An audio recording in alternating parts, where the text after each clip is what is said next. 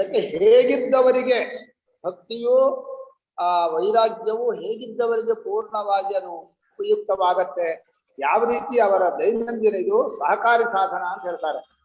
ಅವರು ದಿನದ ವ್ಯವಹಾರದಲ್ಲಿ ಹೇಗಿರ್ಬೇಕು, ಒಳಗಡೆ ಭಕ್ತಿ ಹೇಗಿರ್ಬೇಕು, ವೈರಾಗ್ಯನ ಯಾವ ತರ ಇರಬೇಕು ಅಂತ ಹಿಂದೆ ಹೇಳಿದ್ರು. ವೈರಾಗ್ಯವನ್ನು ಭಕ್ತಿಯನ್ನು ಹೇಳಿದ ಮೇಲೆ ಈಗ ಶಮಾಧಿ ಸಾಧನಗಳನ್ನು ಹೇಳುವಾಗ ಅದರ ಸಂಗ್ರಹವಾಗಿ ಕೆಲವನ್ನ ಹೇಳ್ತಾರೆ. ಪದೇ ಪದೇ ಗೀತಾ ಸಾಧನ ಪ್ರಸ್ಥಾನವಾದ್ರಿಂದ ಸಾಧನವನ್ನೇ ಹೇಳೋದು ಹೆಚ್ಚಾಗಿ. ಆದ್ರೆ ಇದು ಸಹಕಾರಿ ಸಾಧನ. ಭಕ್ತಿ ಅನ್ನೋದು ಎಲ್ಲದರ ಜೊತೆಯಲ್ಲೂ ಇರಬೇಕು. ಇನ್ನು ವೈರಾಗ್ಯವು ಯಾವಾಗಲೂ ಜೊತೆಯಲ್ಲಿ ಇರಬೇಕು. ಭೋಗಾಸಕ್ತಿ ಇಲ್ಲದೆ, ಅರ್ಥಾಸಕ್ತಿ ಇಲ್ಲದೆ, ಕೇವಲ ಭಗವದ್ಭಕ್ತನಾಗಿ ಈ ಗುಣಗಳನ್ನ ಕೂಡ್ಕೊಂಡಿದ್ರೆ ಅವನಿಗೆ ಮುಂದಿನ ತತ್ವ ಗೊತ್ತಾಗತ್ತೆ ಅಂತ ಹೇಳಿ ಈ ಶ್ಲೋಕದಲ್ಲಿ ಆರಂಭ ಮಾಡ್ತಾ ಇದ್ದಾರೆ. ಶಮಾಧಿ ಗುಣಗಳ ಜೊತೆಯಲ್ಲಿ ಇವುಗಳು ಇರಬೇಕು.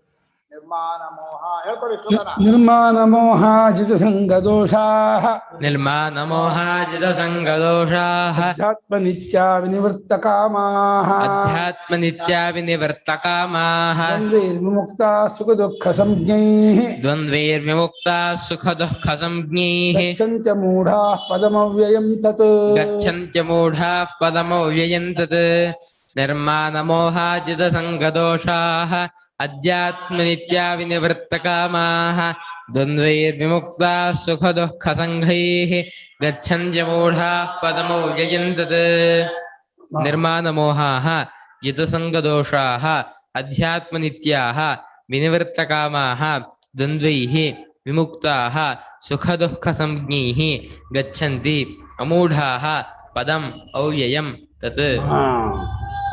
ಲೋಕಾರ್ಥ ಹೇಳಿ. ನಿರ್ಮಾಣ ಮೋಹ, ಮಾನ ಮೋಹ ಇವುಗಳನ್ನು ಬಿಡಬೇಕು. ಮಾನ ಅಂದ್ರೆ ಮಾನ ಅಂದ್ರೆ ಸ್ಟೇಟಸ್, ಅಂತಸ್ತು ಅಂತ ಎರಡನ್ನೂ ಬಿಟ್ಟಿರ್ಬೇಕು. ಯಾವ ತನ್ನದೇ ಆದ ಸ್ಥಾನವೂ ಇಲ್ಲ, ತನ್ನದೇ ಆದ ಅಭಿಮಾನವೂ ಇಲ್ಲ. ಮೋಹ ಅನ್ನುವಂಥದ್ದು ಪ್ರಪಂಚದಲ್ಲಿರುವಂತಹ ಬಾಹ್ಯ ವಸ್ತುಗಳ ಅಪೇಕ್ಷೆ, ಪ್ರೀತಿ, ಆ ಅವಿವೇಕ, ಅವಿವೇಕದಿಂದ ಬಂದಂತಹ ಕಾಮ, ಅವಿವೇಕದಿಂದ ಬಂದಂತಹ ಪ್ರೇಮ, ಅವುಗಳನ್ನು ಬಿಡಬೇಕು. ನಿರ್ಮಾಣ ಮೋಹ, ಅಭಿಮಾನ ಮತ್ತು ಅಂತಸ್ತುಗಳನ್ನು ಬಿಟ್ಟು ಮೋಹವನ್ನು, ಹೊರಗಿನ ವಸ್ತುಗಳಲ್ಲಿರುವಂತಹ ಆ ಪ್ರೇಮವನ್ನು, ಆಸೆಯನ್ನು ಬಿಟ್ಟು ಇದೆರಡನ್ನು ಬಿಟ್ಟವರಾಗಿರಬೇಕು. ಸಂಘದೋಷ ಇರಬಾರ್ದು. ಎಲ್ಲೆಲ್ಲಿ ಹೋಗ್ತೀವೋ ಅಲ್ಲೆಲ್ಲ ಅಂಟಿಸ್ಕೊಳ್ಳೋದು ಸಂಘದೋಷ. ಮನುಷ್ಯನಿಗೆ ಅಪೇಕ್ಷೆ ಇಲ್ಲದೆ ಹೋದ್ರು ಅದ್ರ ಜೊತೆಲಿ ಕೈ ಹಾಕಿ ಸೇರ್ಕೊಳ್ಳೋದುಂಟು. ಸುಮ್ಮನೆ ಕುತೂಹಲಕ್ಕೆ ಹೋಗೋದು, ಸಿಗಾಕೊಳ್ಳೋದು. ಧ್ಯಾಯತೋ ವಿಷಯಾನ್ ಪುಂಸಃ ಸಂಘಸ್ಥೇಷು ಉಪಜಾಯತೆ ಅಂತ ಹೇಳಿದ ಹಾಗೆ ಸಂಘದೋಷ ಅನ್ನೋದು ಬಹಳ ಕೆಟ್ಟದು. ಎಲ್ಲ ಅದಕ್ಕೆ ಒಂದ್ ಕಡೆ ಇದ್ರೇನೆ ಅಂಟಿಸ್ಕೊಳತ್ತೆ ಅಂತ ಸುತ್ತಾ ಇದ್ಬಿಡಿ, ಬಿಟ್ಟು ಹೋಗ್ಬಿಡಿ, ದೂರ ಇದ್ಬಿಡಿ, ನೆನಪನ್ನೇ ಮಾಡ್ಕೋಬೇಡಿ, ಅದ್ರ ಬಗ್ಗೆ ಮಾತು ಆಡಬೇಡಿ ಅಂತ ಹೇಳಿ ಸಂಘವನ್ನು ಗೆಲ್ಲುವ ಉಪಾಯ. ಯಾರ ಜೊತೆನೂ ಅಂಟು ಇಲ್ಲ, ನಂಟು ಇಲ್ಲ, ಅಂಟಿಸ್ಕೊಳ್ದೆ ಇರುವಂಥವ್ರು ಅಂತ ಎಡೆ ಬಿಡದೆ ಅಧ್ಯಾತ್ಮ ವಿಚಾರದಲ್ಲೇ ಮುಳುಗಿರಬೇಕು. ಅದರಿಂದ 13ನೇ ಇದು ಅಧ್ಯಾತ್ಮ ಜ್ಞಾನ ನಿತ್ಯತ್ವಂ ಅಂತ ಹೇಳಿದ್ದ. ಆತ್ಮ ವಿಚಾರ, ಆ ಪರಮಾರ್ಥ ವಿಚಾರ, ಅದರ ವಿಚಾರ ನಿರಂತರವಾಗಿ ಸಮಯವನ್ನು ಅಂತೆ ಉಳಿಸ್ಕೋಬೇಕು. ಬಾಕಿ ಸಮಯವನ್ನು ಕಟ್ ಮಾಡಬೇಕು. ಆ ನಿತ್ಯ ಪದ ಉಳಿದಕ್ಕೆ ಸಮಯವನ್ನ ಕೊಡದೆ ಅಧ್ಯಾತ್ಮ ವಿಚಾರಕ್ಕೇ ಹೆಚ್ಚು ಅಂದ್ರೆ ಪೂರ್ಣವಾದ ಸಮಯವನ್ನು ಕೊಟ್ಟಿರುವಂತಹರಾಗಬೇಕು. ವಿನಿವೃತ್ತ ಕಾಮ, ಈ ಕಾಮಾದಿ ದೋಷಗಳನ್ನು ಬಿಡಬೇಕು. ಚಾಂಚಲ್ಯ, ಹೊರಗೆ ಇರುವಂತಹ ಕರ್ಮಾಸಕ್ತಿ, ಇದೆಲ್ಲ ಕಾಮ. ಮನಸ್ಸು ಹೊರಗೋಡ್ ಹೋಗುತ್ತೆ, ಅದು ಮಾಡಬೇಕು, ಇದು ಬಿಡಬೇಕು ಅನ್ಸುತ್ತೆ. ಕುತೂಹಲದಿಂದ ಕಾಮ, ಕಾಮದಿಂದ ಹೊರಗಡೆ ಚಾಂಚಲ್ಯ, ಚಾಂಚಲ್ಯದಿಂದ ಮತ್ತೆ ಅದು ಮಾಡಬೇಕು, ಇದು ಮಾಡಬೇಕು ಅಂತ ಚಪಲ, ಕರ್ಮದ ಚಾಪಲ್ಯ, ಇದೆಲ್ಲ ಬರುತ್ತೆ. ಎಲ್ಲವನ್ನು ಕಾಮ ಶಬ್ದನಿಂದ ಹೇಳಿ ವಿನಿವೃತ್ತ ಕಾಮ, ಕಾಮವನ್ನು ಬಿಟ್ಟಿರ್ಬೇಕು.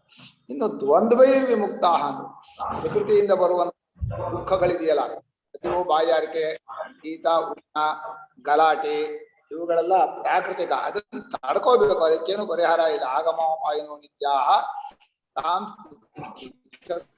ದ್ವಂದ್ವಗಳಿಂದ ಬಿಡುಗಡೆ ಹೊಂದಬೇಕು ಅಂದ್ರೆ ಪ್ರತಿಯೊಂದರಲ್ಲೂ ಅನುಕೂಲ ಇದೆ ಅಂದ್ರೆ ಪ್ರತಿಕೂಲವೂ ಇರುತ್ತೆ. ಅನುಕೂಲ ಅಂತ ತಂದಿರ್ತೀವಿ, ಪ್ರತಿಕೂಲ ಆಮೇಲೆ ಕಾಣುತ್ತೆ. ಗುಣ ನಮ್ಮ ವಿಷಯದಲ್ಲಿ ಬೇಗ ಕಂಡು ಬಿಡುತ್ತೆ, ದೋಷ ಕಾಣೋದಿಲ್ಲ. ಆ ದೋಷ ತಂದ ಹತ್ರ ಬಂದ್ಮೇಲೆ ಕಾಣೋಕೆ ಶುರುವಾಗತ್ತೆ. ಎಲ್ಲ ವ್ಯಕ್ತಿಗಳು ಎಲ್ಲ ವಸ್ತುಗಳಲ್ಲೂ ಗುಣದೋಷಗಳು ಎರಡೂ ಇದೆ. ಆ ಗುಣವನ್ನು ಕಂಡು ಅಪೇಕ್ಷೆ ಮಾಡ್ಕೊಂಡು ಇಟ್ಕೋತಾನೆ, ಆಮೇಲೆ ದೋಷ ಕಾಣೋ ಆಗುತ್ತೆ. ಆಮೇಲೆ ದ್ವಂದ್ವಗಳನ್ನ ಸಹಿಸ್ಕೋಬೇಕು, ಅದಕ್ಕೇನು ಮಾಡೋಕ್ಕಾಗಲ್ಲ. ಪ್ರಕೃತಿಯಿಂದ ಬರುವ ದ್ವಂದ್ವವನ್ನ ತಾನೇ. ಅದಕ್ಕೆ ಸುಖ ದುಃಖ ಸಂಜ್ಞೈ ದ್ವಂದ್ವೈ. ಅನುಕೂಲ ಪ್ರತಿಕೂಲಗಳಲ್ಲಿರುವಂತಹದ್ದು ಸುಖ ದುಃಖ. ಯಾವುದು ಅನುಕೂಲವಾದ ಸುಖ, ಯಾವುದು ಪ್ರತಿಕೂಲವಾದ ದುಃಖ. ಈ ಅನುಕೂಲ ಪ್ರತಿಕೂಲಗಳು ಪಂಚದ ಪ್ರಕೃತಿಯಲ್ಲಿ ಪ್ರಾರಬ್ಧದ ಕರ್ಮದಿಂದ ಬಂದೇ ಬರುತ್ತೆ. ಅದನ್ನ ಅವುಗಳನ್ನ ಹೆಚ್ಚು ಲೆಕ್ಕ ಕೆಡದೆ ಸಹಿಸಿಕೊಂಡು ಬಿಡುಗಡೆ ಹೊಂದಬೇಕು. ಹೀಗೆ ಅಮೂಢಾಹ, ಯಾವುದರಲ್ಲೂ ಮೋಹವಿಲ್ಲದೆ ಅವಿವೇಕವಿಲ್ಲದೆ ಇದ್ದವರು ಆ ಅವ್ಯಯಂ ತತ್ ಪದಂ, ಅವ್ಯಯನಾದ ಪರಮಾತ್ಮನ ಸ್ವರೂಪವನ್ನ ಗಚ್ಚಂತಿ, ಸೇರ್ಕೋತಾರೆ, ಅವನ ಸ್ವರೂಪದಲ್ಲೇ ಇರ್ತಾರೆ ಅಂತ ಸಂಗ್ರಹವಾದ ಅರ್ಥ. ಈಗ ಭಾಷ್ಯವನ್ನು ಓದೋಣ. ಭಾಷ್ಯ ನಿರ್ಮಾಣ ಮೋಹಾಃ ಮಾನಶ್ಚ ಮೋಹಶ್ಚ ಮಾನಮೋಹೌ ಮಾನಶ್ಚ ಮೋಹಶ್ಚ ಮಾನಮೋಹೌ ತೌ ನಿರ್ಗತೌ ಏಭ್ಯಸ್ತೆ ತೌ ನಿರ್ಗತೌ ಏಭ್ಯಸ್ತೆ ನಿರ್ಮಾಣ ಮೋಹಾಃ ಮಾನಮೋಹ ವರ್ಜಿತಾಃ ನಿರ್ಮಾಣ ಮೋಹಾಃ ಮಾನಮೋಹ ವರ್ಜಿತಾಃ. ಯಾವಾಗಲೂ ಒಂದು ತನ್ನ ಅಭಿಮಾನ ಅಂತಸ್ತುಗಳನ್ನ ಎಲ್ಲಾ ಜಾಗದಲ್ಲಿ ನಾವು, ನಾನು ಅಲ್ಲಿಗೆ ಹೋಗೋದು, ನನ್ನ ಸ್ಥಾನ ಎಲ್ಲಿ, ನನ್ನವರು ಅಂದ್ರೆ ಹೆಚ್ಚಪ್ಪ, ನಮಗ ಅಭಿಮಾನವನ್ನು ಬಹಳವಾಗಿ ಕಾಪಾಡ್ತಾರೆ.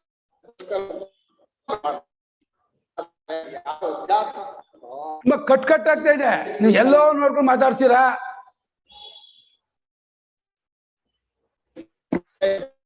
ನಿಮ್ ಮಾತು ಕೇಳಿಸ್ತಾ ಇಲ್ಲ, ನಿಮ್ ಮಾತು ಕೇಳಿಸ್ತಾ ಇಲ್ಲ. ಎಲ್ಲೋ ನೋಡ್ಕೊಂಡು ಮಾತಾಡ್ತೀರಾ, ಕೇಳಿಸಲ್ಲ, ಕಟ್ ಆಗ್ತಾ ಇದೆ. ಗೊತ್ತಿಲ್ಲ ನನಗೆ. ಒಂದಿನ ಸ್ವಲ್ಪ ಹೊತ್ತು ಹೇಳ್ತೀನಿ, ಆಮೇಲೆ ನೀವೇ ಹೇಳ್ಬಿಡಿ. ಅದೆಲ್ಲ ಕಟ್ ಆಗ್ತಾ ಇದೆ. ಎಲ್ಲೆಲ್ಲೋ ಮುಖ ತಿರುಗಿಸ್ಕೊಂಡ್ಬಿಡ್ತೀರ, ಮುಖ ತಿರುಗಿಸ್ಕೊಂಡ್ಬಿಟ್ರೆ ಅದು ಹಂಗಾಗತ್ತೆ. ಮುಖ ತಿರುಗಿಸ್ಕೊಳ್ಳೋದು ಅಂದ್ರೆ ಪುಸ್ತಕ ನೋಡ್ಬೇಕಾ? ಸರಿ, ಮುಖ ಬೇರೆ ಕಡೆ ಮೋಹ ಅಂತ. ಮಾನ ಅಂದ್ರೆ ಅಭಿಮಾನ ಅಂತಸ್ತು, ಮೋಹ ಅಂದ್ರೆ ಹೊರಗಿರುವ ವಸ್ತುವಿನಲ್ಲಿರುವಂತಹ ಅವಿವೇಕದ ಪ್ರೇಮ. ಎರಡನ್ನೂ ಬಿಟ್ಟಾಕ್ಬೇಕು ಅಂತ ಈ ಅಧ್ಯಾತ್ಮಕ್ಕೆ ಹೊರಟವನು ದೇಹೇಂದ್ರಿಯಗಳಿಂದ ಬರುವಂತಹ ಒಂದು ಗೌರವವಾಗಲಿ, ದೇಹೇಂದ್ರಿಯಗಳ ನಿಮಿತ್ತವಾದಂತಹ ಅಭಿಮಾನವಾಗಲಿ, ಎರಡನ್ನೂ ಬಿಡಬೇಕು. ದೇಹೇಂದ್ರಿಯಗಳ ಮೇಲೆ ಅಭಿಮಾನ ಅಂತಸ್ತಿಲ್ಲ ಅಂದ್ರೆ ಅದಕ್ಕೆ ಸಂಬಂಧಪಟ್ಟವ್ರ ಬಗ್ಗೆನೂ ಇಲ್ಲ, ಸಂಬಂಧಪಟ್ಟ ವಸ್ತುವಿನೆಲ್ಲ ಕ್ರಿಯೆಯಲ್ಲೂ ಇಲ್ಲ. ನಾನು ಮಾಡಿದ್ದೀನಿ ಅನ್ನೋ ಅಭಿಮಾನ ಆಯ್ತಾ, ನಮ್ಮವರು ಅಂತ ಅಭಿಮಾನ ಆಯ್ತಾ, ನಾನು ಅಂತ ಅಭಿಮಾನ ಇಲ್ಲ. ಇದು ಬಹಳ ಮುಖ್ಯವಾದಂತಹದ್ದು. ಪದೇ ಪದೇ ಬರುವಂತಹ ಪ್ರಸಂಗ ಇರೋದ್ರಿಂದ ಬಿಡುವ ಪ್ರಯತ್ನ ಮಾಡ್ಬೇಕು ಅಂತ. ಪ್ರಸಂಗೇ ಸತಿ ಪ್ರತಿಷೇಧೋ ಭಾಗೀಭವತಿ ಅಂತ. ಮನುಷ್ಯನಿಗೆ ವ್ಯವಹಾರದಲ್ಲಿ ಅಭಿಮಾನ ಅಂತಸ್ತು ಬರೋ ಪ್ರಸಂಗ ಇದೆ, ಅದು ಬರದಾಗ ಪ್ರಯತ್ನ ಮಾಡ್ಬೇಕು ಅಂತ ಅಲ್ಲಿ ಪ್ರಯತ್ನ ಇದೆ. ನಿರ್ಮಾಣ ಮೋಹ ಜಿತ ಸಂಘ ದೋಷಾಹ ಅಂತ ಎಲ್ಲೆಲ್ಲಿ ಹೋದ್ರು ಅಲ್ಲೊಂಥರ ನಮಗೆ ಏನೋ ಕಾರುಣ್ಯ ಅಂತೋ ಕೃಪೆ ಅಂತೋ ಪರಿಹಾರ ಮಾಡ್ಬೇಕು ಅಂತ ಸಂಘ ಬಂದ್ಬಿಡುತ್ತೆ.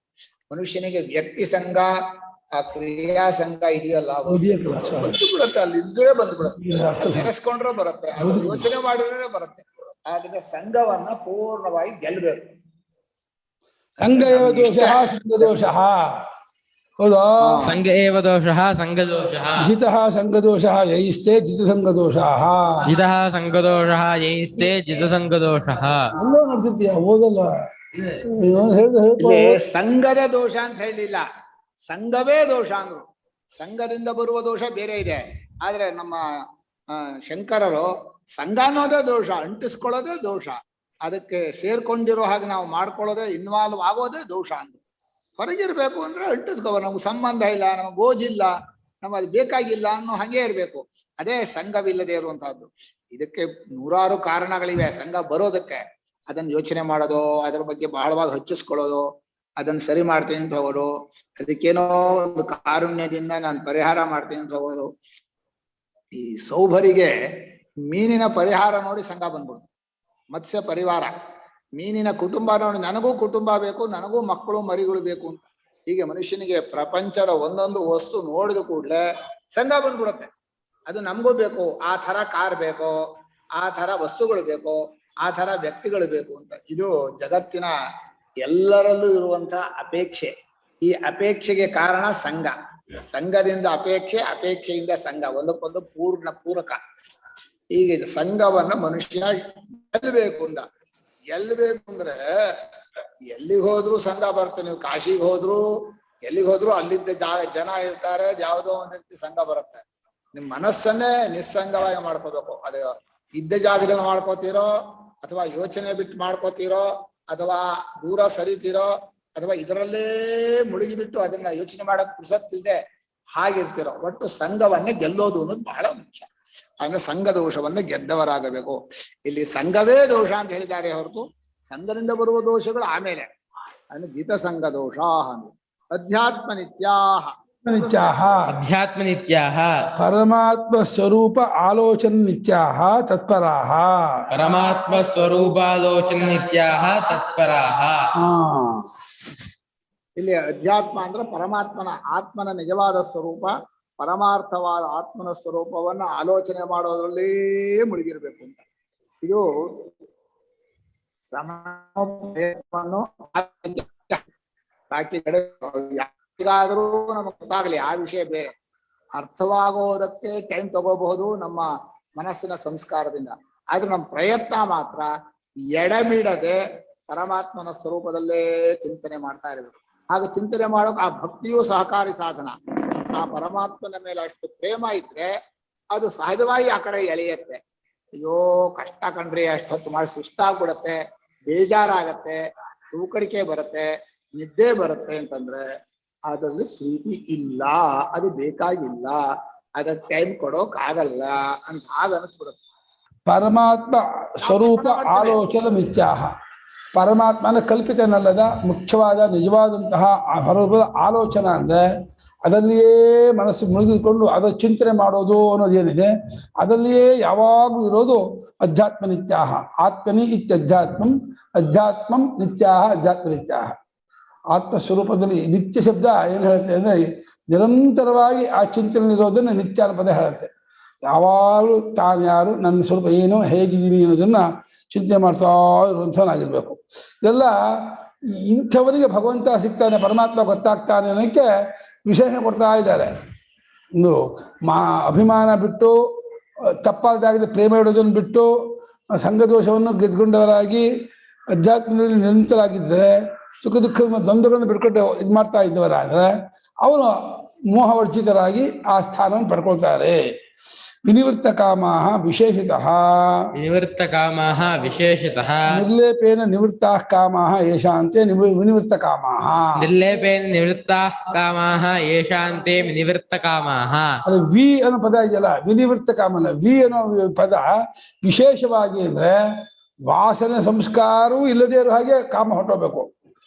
ಬರೀ ಹಠದಿಂದ ಕೋಪದಿಂದ ಬೇಡ ಅಂದ್ರೆ ಕೋಪ ಕಮ್ಮಿ ಆದ್ಮೇಲೆ ಹಠ ಕಮ್ಮಿ ಆದ್ಮೇಲೆ ಮತ್ತೆ ಬೇಕು ಅನ್ಸ್ಬಿಡುತ್ತೆ. ಈ ಮಕ್ಕಳು ಏನೋ ಒಂದು ಆಟ ಸಾಮಾನು ಕೊಡಿಸದೆ ಹೋದ್ರೆ, ಚೆಂಡು ವಿಕೆಟ್ ಕೊಡದೆ ಹೋದ್ರೆ ನಾನು ಊಟ ಮಾಡೋದಿಲ್ಲ, ನಾನು ಇದು ಮಾಡೋಲ್ಲ, ಅದು ಮಾಡೋಲ್ಲ, ತಿನ್ನಲ್ಲ, ಹಣ್ಣು ಬೇಡ, ರೊಟ್ಟಿನೂ ಬೇಡ ಅಂತ ಕೋಪ ಮಾಡ್ಕೊಳುತ್ತೆ. ಇನ್ನು ಬೈಕೆ ಇಲ್ಲ ಅಂತ ಅರ್ಥ ಅಲ್ಲ. ಅದಕ್ಕೆ ಹೆಚ್ಚಿನದಾಗಿರೋ ಚೆಂಡು ಬ್ಯಾಟು ಅದ್ರಲ್ಲಿ ಪ್ರೇಮ ಇರುವಾಗ ಅದನ್ನು ಕೊಡಿಸದೆ ಇದ್ದಾಗ ಇದು ಬೇಡ ಅಂದಿರುತ್ತೆ. ಅಲ್ಲಿ ಕಾಮ ಹೋಗಿದೆ ಅಂತ ಅರ್ಥ ಅಲ್ಲ.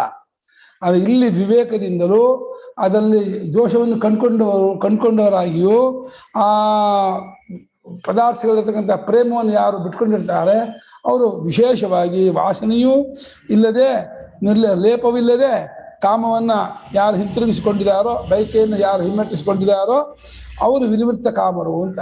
ಸಂಪೂರ್ಣವಾಗಿ ಬೈಕೆಯನ್ನು ಬಿಟ್ಕೊಂಡವರು ಅಂತ. ಬಾಕ್ಯ ವಿಷಯದ ಆಸಕ್ತಿ ಕುತೂಹಲ ಇದೆಯಲ್ಲ ಅದೇ ಆತ್ಮಜ್ಞಾನಕ್ಕೆ ಅಡ್ಡಿ, ಅದೇ ವಿಕ್ಷೇಪ. ಸ್ವರೂಪದ ಚಿಂತನೆ ಮಾಡೋದಕ್ಕೂ ಅಡ್ಡಿ ಅದೇ. ಅದು ಅರ್ಥವಾಗದೇ ಇರೋದಕ್ಕೂ ಮನಸ್ಸು ಕೊಳೆಯಾಗೋದಕ್ಕೂ ಆ ಕಾಮವೇ ಕಾರಣ. ಎಷ್ಟೆಷ್ಟು ಬಾಕ್ಯ ವಿಷಯದ ಕಾಮ ಉಂಟಾಗುತ್ತೋ ಅಷ್ಟಷ್ಟು ಅದು ಕೊಳೆಯಾಗುತ್ತೆ. ಚಿತ್ತ ಕೊಳೆಯಾದಷ್ಟು ಅದರಲ್ಲಿ ಬರೋಲ್ಲ, ವಿವೇಕ ಬರೋದಿಲ್ಲ. ಹಾಗಾಗಿ ಸಂಪೂರ್ಣವಾಗಿ ಲೇಪವಿಲ್ಲದೇನೆಯೇ ಯಾರಿಗೆ ಕಾಮವು ತೊಲಗಿ ಹೋಗಿದೆಯೋ ಬಿಟ್ಟು ಹೋಗಿದೆಯೋ ಸಂಪೂರ್ಣ ಮಾಡಿದಾರೋ ಅವರು ವಿನಿವೃತ್ತ ಕಾಮರು. ಹಾಗಿದ್ದವರಾಗಿ ಯತಯಃ ಸನ್ಯಾಸಿನಃ, ಯತಯಃ ಸನ್ಯಾಸಿನಃ, ಹಾಗಿದ್ದವರು ಅವರು ಯತಿಗಳು ಅಂದ್ರೆ ಸನ್ಯಾಸಿಗಳು. ಅಂದ್ರೆ ಈ ನಿರ್ಮಾಣ ಮೋಹ ಅಲ್ಲಿಂದ ವಿನಿವೃತ್ತ ಕಾಮಾಹ ಎಂಬುವರಿಗಿರ್ತಕ್ಕಂತಹ ದ್ವಂದ್ವೀರ್ವಿಮುಕ್ತ ಅಲ್ಲಿವರೆಗೆ ಇರ್ತಕ್ಕಂತಹ ಗುಣಗಳು ಯಾರಲ್ಲಿದೆಯೋ ಅವರೇ ಯತಿಗಳು, ಅವರೇ ಸನ್ಯಾಸಿಗಳು ಅಂತ. ಸನ್ಯಾಸಕ್ಕೆ ಲಕ್ಷಣವನ್ನ ಒಂದು ರೀತಿ ನಡವಳಿಕೆಯಿಂದಲೂ ಆ ಆಶ್ರಮದಿಂದಲೂ ಒಂದು ಮಾಡ್ತಿದ್ದಾರೆ. ಬರೀ ಆಶ್ರಮ ಮಾತ್ರ ಸನ್ಯಾಸವಲ್ಲ, ಬರೀ ನಡವಳಿಕೆ ಮಾತ್ರ ಸನ್ಯಾಸವಲ್ಲ, ನಡವಳಿಕೆ ಆಶ್ರಮ ಸೇರಿಸಿ ಇದನ್ನು ಊರಿಸಿಕೊಂಡವರು ಯಾರೋ ಅವ್ರು ನಿಜವಾದ ಸನ್ಯಾಸಿಗಳು. ಹೇಳಿದ್ರೆ ನಡವಳಿಕೆ ಪ್ರಧಾನ, ನಡವಳಿಕೆ ಇದ್ದುಬಿಟ್ರೆ, ಆ ಗುಣ ಇದ್ದುಬಿಟ್ರೆ ಅವರು ಗೃಹಸ್ಥರಾಗಿದ್ರು ಊರಲ್ಲಿದ್ರು ಕೂಡ ಸನ್ಯಾಸಿಯಂತೆ ಅವರು ಯತಿಗಳು ಸನ್ಯಾಸಿಗಳು ಅಂತ ಭಾಷ್ಯಕಾರ ಕರೀತಾ ಇದ್ದಾರೆ. ದ್ವಂದ್ವೈಃ ಪ್ರಿಯಾ ಪ್ರಿಯಾದಿಭಿಃ ವಿಮುಕ್ತಾಃ, ದ್ವಂದ್ವೈಃ ಪ್ರಿಯಾ ಪ್ರಿಯಾದಿಭಿಃ ವಿಮುಕ್ತಾಃ, ಸುಖ ದುಃಖ ಸಂಜ್ಞೈಃ ಪರಿತ್ಯಕ್ತಾಃ, ಸುಖ ದುಃಖ ಸಂಜ್ಞೈಃ ಪರಿತ್ಯಕ್ತಾಃ, ಗಚ್ಚಂತಿ ಗಚ್ಚಂತಿ ಅಮೂಢಾಃ ಮೋಹವರ್ಜಿತಾಃ, ಅಮೂಢಾಃ ಮೋಹವರ್ಜಿತಾಃ, ಪದಂ ಅವ್ಯಯಂ ತದ್ ಯಥೋಕ್ತಂ. ಪದಂ ಅವ್ಯಯಂ ತತ್ ಯಥೋಕ್ತಂ.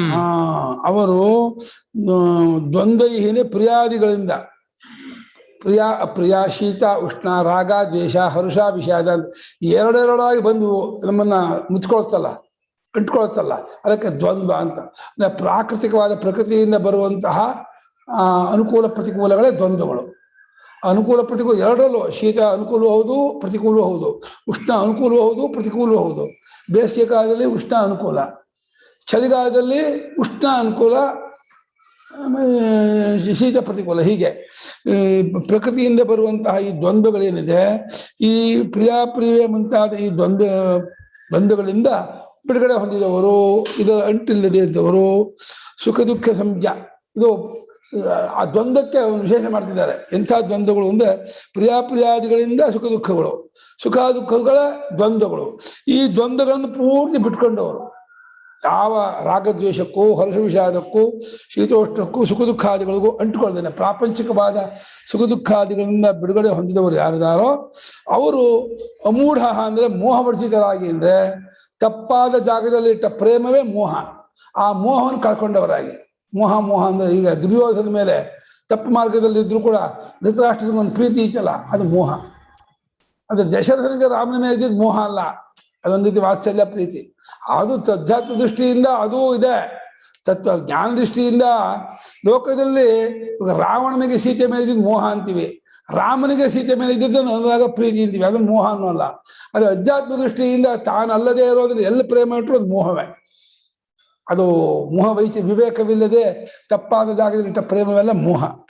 ಆ ಮೋಹದಿಂದ ಬಿಡುಗಡೆ ಹೊಂದಿದವರಾಗಿ ಅವರು ಅವ್ಯಯವಾದ ನಾಶರಹಿತವಾದ ಆ ವಿಷ್ಣುವಿನ ಪರಮಪದವನ್ನು ಅವರು ಹೊಂದುತ್ತಾರೆ, ಮೋಕ್ಷವನ್ನು ಪಡ್ಕೊಳ್ಳೋಕೆ ಅವರು ಸಮರ್ಥರಾಗ್ತಾರೆ. ಈ ಗುಣಗಳಿಂದ ಕೂಡ್ಕೊಂಡವರು. ಒಟ್ಟು ಎಷ್ಟು ಗುಣ ಹೇಳ್ದಂಗೆ ಆಯಿತು. ಮಾನ ಮೋಹ 2, ಸಂಘದೋಷ 3, ಅಧ್ಯಾತ್ಮ ವಿದ್ಯಾ 4, ವಿನಿವೃತ್ತ ಕಾಮ, ಸುಖ ದುಃಖ ಸಂಗೀ ದ್ವಂದ್ವೈಃ ಮುಕ್ತ 6. ಈ 6 ಗುಣಗಳಿಂದ ಅಂದರೆ 6 ಕ್ವಾಲಿಫಿಕೇಶನ್ ನಡವಳಿಕೆಯಿಂದ ಕೂಡ್ಕೊಂಡವರು ಆ ಪರಮಪದವನ್ನು ಮುಟ್ತಾರೆ, ತತ್ವಜ್ಞಾನ ಪಡ್ಕೊಳ್ತಾರೆ ಅಂತ ಸಾಧನೆಯನ್ನು ಹೇಳ್ದಂಗೆ ಆಯ್ತು. ಈ ಶ್ಲೋಕದಲ್ಲಿ ಆತ್ಮಜ್ಞಾನಕ್ಕೆ ಈ ನಡವಳಿಕೆ ಇದ್ದುಬಿಟ್ರೆ ಅವಶ್ಯವಾಗಿ ಅವರಿಗೆ ತತ್ವಜ್ಞಾನ ಆಗಿಯೇ ಆಗತ್ತೆ ಅಂತ ತಿಳಿಸ್ಕೊಡ್ತಾರೆ. ಈಗ ತದೇವ ಪದಂ ಪುನರ್ವಿಶಿಷ್ಯತೆ, ತದೇವ ಪದಂ ಪುನರ್ವಿಶಿಷ್ಯತೆ. ಯಾವ ಪದವನ್ನ ಯಾವ ಸ್ಥಾನವನ್ನ ತತ್ವಜ್ಞಾನಿಗಳು ಹೊಂದುತ್ತಾರೋ ಪಡೆಯುತ್ತಾರೋ ತಿಳ್ಕೊಳ್ತಾರೋ ಅದು ಹೇಗಿದೆ, ಆ ಸ್ಥಾನ ಆ ಸ್ವರೂಪ ಹೆಂಗಿದೆ ಅಂತ ಕೇಳಿದ್ರೆ ಅದನ್ನೇ ಮತ್ತೊಂದು ಶ್ಲೋಕದಿಂದ ಪರಮಾತ್ಮ ಅದನ್ನು ವಿಶೇಷಗೊಳಿಸ್ತಾ ಇದ್ದಾನೆ. ಆ ಪರಮಪದ ಈ ರೀತಿ ಇರ್ತಕ್ಕದ್ದು ಹೇಗಿದೆ, ನ ತದ್ಭಾಸಯತೆ ಸೂರ್ಯೋ ನ ಶಶಾಂಕೋ ನ ಪಾವಕಃ, ತದ್ಭಾಸಯತೆ ಸೂರ್ಯೋ ನ ಶಶಾಂಕೋ ನ ಪಾವಕಃ, ಯದ್ಗತ್ವಾ ನ ನಿವರ್ತಂತೆ ತದ್ಧಾಮ ಪರಮಂ ಮಮ, ಯದ್ಗತ್ವಾ ನ ನಿವರ್ತಂತೆ ತದ್ಧಾಮ ಪರಮಂ ಮಮ. ನ ತದ್ಭಾಸಯತೆ ಸೂರ್ಯೋ ನ ಶಶಾಂಕೋ ನ ಪಾವಕಃ, ಯದ್ಗತ್ವಾ ನ ನಿವರ್ತಂತೆ ತದ್ಧಾಮ ಪರಮಂ ಮಮ. ನ ತತ್ ಭಾಸಯತೆ ಸೂರ್ಯಃ ನ ಶಶಾಂಕಃ ನ ಪಾವಕಃ, ಯತ್ ಗತ್ವಾ ನ ನಿವರ್ತಂತೆ ತತ್ ಧಾಮ ಪರಮಂ ಮಮ. ತತ್ ಧಾಮ ಅಂತ ಅನ್ಯ ಮಾಡ್ಕೋಬೇಕು. ಆ ಸ್ಥಾನವನ್ನು ಕುರಿತು ಸೂರ್ಯನೂ ಬೆಳಗಲಾರ, ಸರ್ವಾವಭಾಸಕೋಪಿ ಎಲ್ಲವನ್ನೂ ಬೆಳಗುವನಾಗಿದ್ರು ಕೂಡ ಸೂರ್ಯ ತನ್ನ ಆತ್ಮನಾದ ಎಲ್ಲರ ಆತ್ಮನಾಗಿರುವ ಆ ಚೈತನ್ಯ ಸ್ವರೂಪವನ್ನ ಸೂರ್ಯನಿಗೂ ಬೆಳಗೋಕ್ಕಾಗಲ್ಲ. ಅಲ್ಲಿ ಭೌತಿಕವಾದ ಬೆಳಕಿನಿಂದ ಅದನ್ನು ಕಾಣೋಕ್ಕಾಗಲ್ಲ ಅಂತ ಅರ್ಥ. ಇನ್ನು ಸೂರ್ಯನೇ ಬೆಳಗದೆ ಆದ್ಮೇಲೆ ಸೂರ್ಯನ ಬೆಳಕನ್ನು ತೆಗೆದುಕೊಂಡು ಚಂದ್ರ ಬೆಳಗುವಂತಹ ಚಂದ್ರನ ಬೆಳಕಿಗೆ ಗೋಚರವಾಗಲ್ಲ ಅಂತ ಹೇಳಬೇಕಾಗೇ ಇಲ್ಲ. ಇನ್ನು ನಮ್ಮ ಬುದ್ಧಿಗೆ ಗೋಚರವಾಗುವ ನಾವು ಹಚ್ಚಿದಾಗ ಉರಿಯುವಂತಹ ಬೆಂಕಿ ನಾವು ಆರಿಸಿದ ಆರೋಗುತ್ತೆ, ನಾವು ಹಚ್ಚಿದ ಉರಿಯುತ್ತೆ. ನಮ್ಮ ಬುದ್ಧಿಗೆ ಗೋಚರವಾಗುವಂಥ ಈ ಬುದ್ಧಿ ಈ ಅಗ್ನಿ ಬೆಳಗಲ್ಲ ಅಂತ ಹೇಳಲೇಬೇಕಾಗಿಲ್ಲ. ಆದರೆ ಯಾವ ಸ್ಥಾನವನ್ನು ಕುರಿತು ಹೋದವನಾದರೆ, ಹೊಂದಿದವನಾದರೆ, ತಿಳಿದವನಾದರೆ ಮತ್ತೆ ಮರಳಿ ಸಂಸಾರಕ್ಕೆ ಬರುವುದಿಲ್ಲವೋ ಆ ಸ್ಥಾನವೇ ನನ್ನ ನಿಜವಾದ ಸ್ಥಾನ ಸ್ವರೂಪ. ಆ ಸ್ಥಾನವೇ ವಿಷ್ಣುವಿನ ಪರಮಪದ, ಬ್ರಹ್ಮಸ್ವರೂಪ, ಆತ್ಮಸ್ವರೂಪ, ಪರಮಾರ್ಥ ಸ್ವರೂಪ, ಬೇರೆ ಬೇರೆ ಶಬ್ದ ಹೇಳಿದ್ದಾರೆ. ಆ ಸ್ಥಾನವೇ ನಮ್ಮ ನಿಜ ಸ್ವರೂಪ. ನಾವೆಲ್ಲರೂ ಅದೇ ಆಗಿದ್ದೀವಿ. ಆದರೂ ಕೂಡ ತಪ್ಪು ತಿಳುವಳಿಕೆಯಿಂದ ದೇಹಾದಿಗಳನ್ನು ನಾನು ಅಂದ್ಕೊಂಡ್ಬಿಟ್ಟು ನಮ್ಮ ಪಾಲಿಗೆ ಅದು ಕಳೆದು ಹೋದಂತೆ, ಮರೆತು ಹೋದಂತೆ ಆಗಿದೆ. ಆ ಸ್ಥಾನವನ್ನು ನಾವು ಕಂಡ್ಕೋಬೇಕಪ್ಪ. ಅದು ನಿಜವಾದ ನನ್ನ ಸ್ಥಾನ. ಅದನ್ನು ಕಂಡ್ಕೊಳ್ಳೋದೇ ಜೀವನದ ಪರಮ ಧ್ಯೇಯ, ಪರಮ ಹೆಚ್ಚಿನ ಪ್ರಯೋಜನ. ಅದಕ್ಕಾಗಿಯೇ ಈ ಸಾಧನ. ಈ ಶ್ಲೋಕ ಅರ್ಥ ಹೇಳಿ ನೀವೊಂದ್ಸಲ. ಅತದ್ಭಾಸೆಯನಿಗೆ ತೆಗಿಯೋ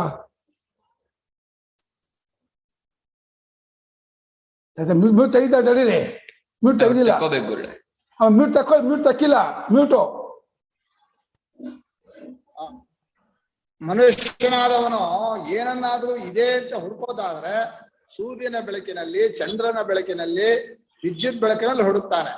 ಆದ್ರೆ ಈ ಪರಮ ಪದ ಹುಡುಕಬೇಕು ಅಂತ ಹೇಳಿ ಪ್ರಪಂಚದೊಳಗೆ ಹುಡುಕೋಕ್ ಹೋಗ್ಬಿಟ್ಟಾರೋ ಇಲ್ಲ, ಪ್ರಪಂಚದ ಯಾವ ಬೆಳಕಿಗೂ ಅದು ಕಾಣೋದಲ್ಲ. ಇದು ಬೆಳಕನ್ನೂ ನೋಡುವಂತಹ ಚೈತನ್ಯವಾದ್ರಿಂದ ಚೈತನ್ಯವು ಬೆಳಕಿನಿಂದ ಬೆಳೆಸ್ಕೊಳ್ಳಲ್ಲ. ಮನುಷ್ಯನಿಗೆ ಏನಿದೆ ಅಂದ್ರೆ ಸೂರ್ಯನ ಬೆಳಕಿನಲ್ಲಿ ಕಂಡ್ರೆ ಆ ವಸ್ತು ಇದೆ, ಚಂದ್ರನ ಬೆಳಕಲ್ಲಾದ್ರೂ ಕಾಣ್ಬೇಕು, ಇಲ್ಲ ವಿದ್ಯುತ್ ಅಲ್ಲಾದ್ರೂ ಕಾಣ್ಬೇಕು. ಕಣ್ಣಿಗೆ ಕಾಣದೆ ಹೋದ್ರೆ ವಸ್ತು ಇಲ್ಲ ಅಂತ ಆಗ್ಬಿಡುತ್ತೆ. ಆದ್ರೆ ಏನಾದ್ರೂ ಒಂದು ಇದೆ ಅಂತ ಶಾಸ್ತ್ರ ಹೇಳಿದ್ರೆ ಅಥವಾ ಗುರುಗಳು ಹೇಳಿದ್ರೆ ಅದು ಯಾವ ಬೆಳಕಲ್ಲಿ ಕಾಣುತ್ತೆ, ಟಾರ್ಚಿ ಕಾಣುತ್ತೋ, ಹೇಗ್ ಕಾಣುತ್ತೆ ಅಂತ ಒಂದು ಪ್ರಶ್ನೆ ಬರುತ್ತೆ.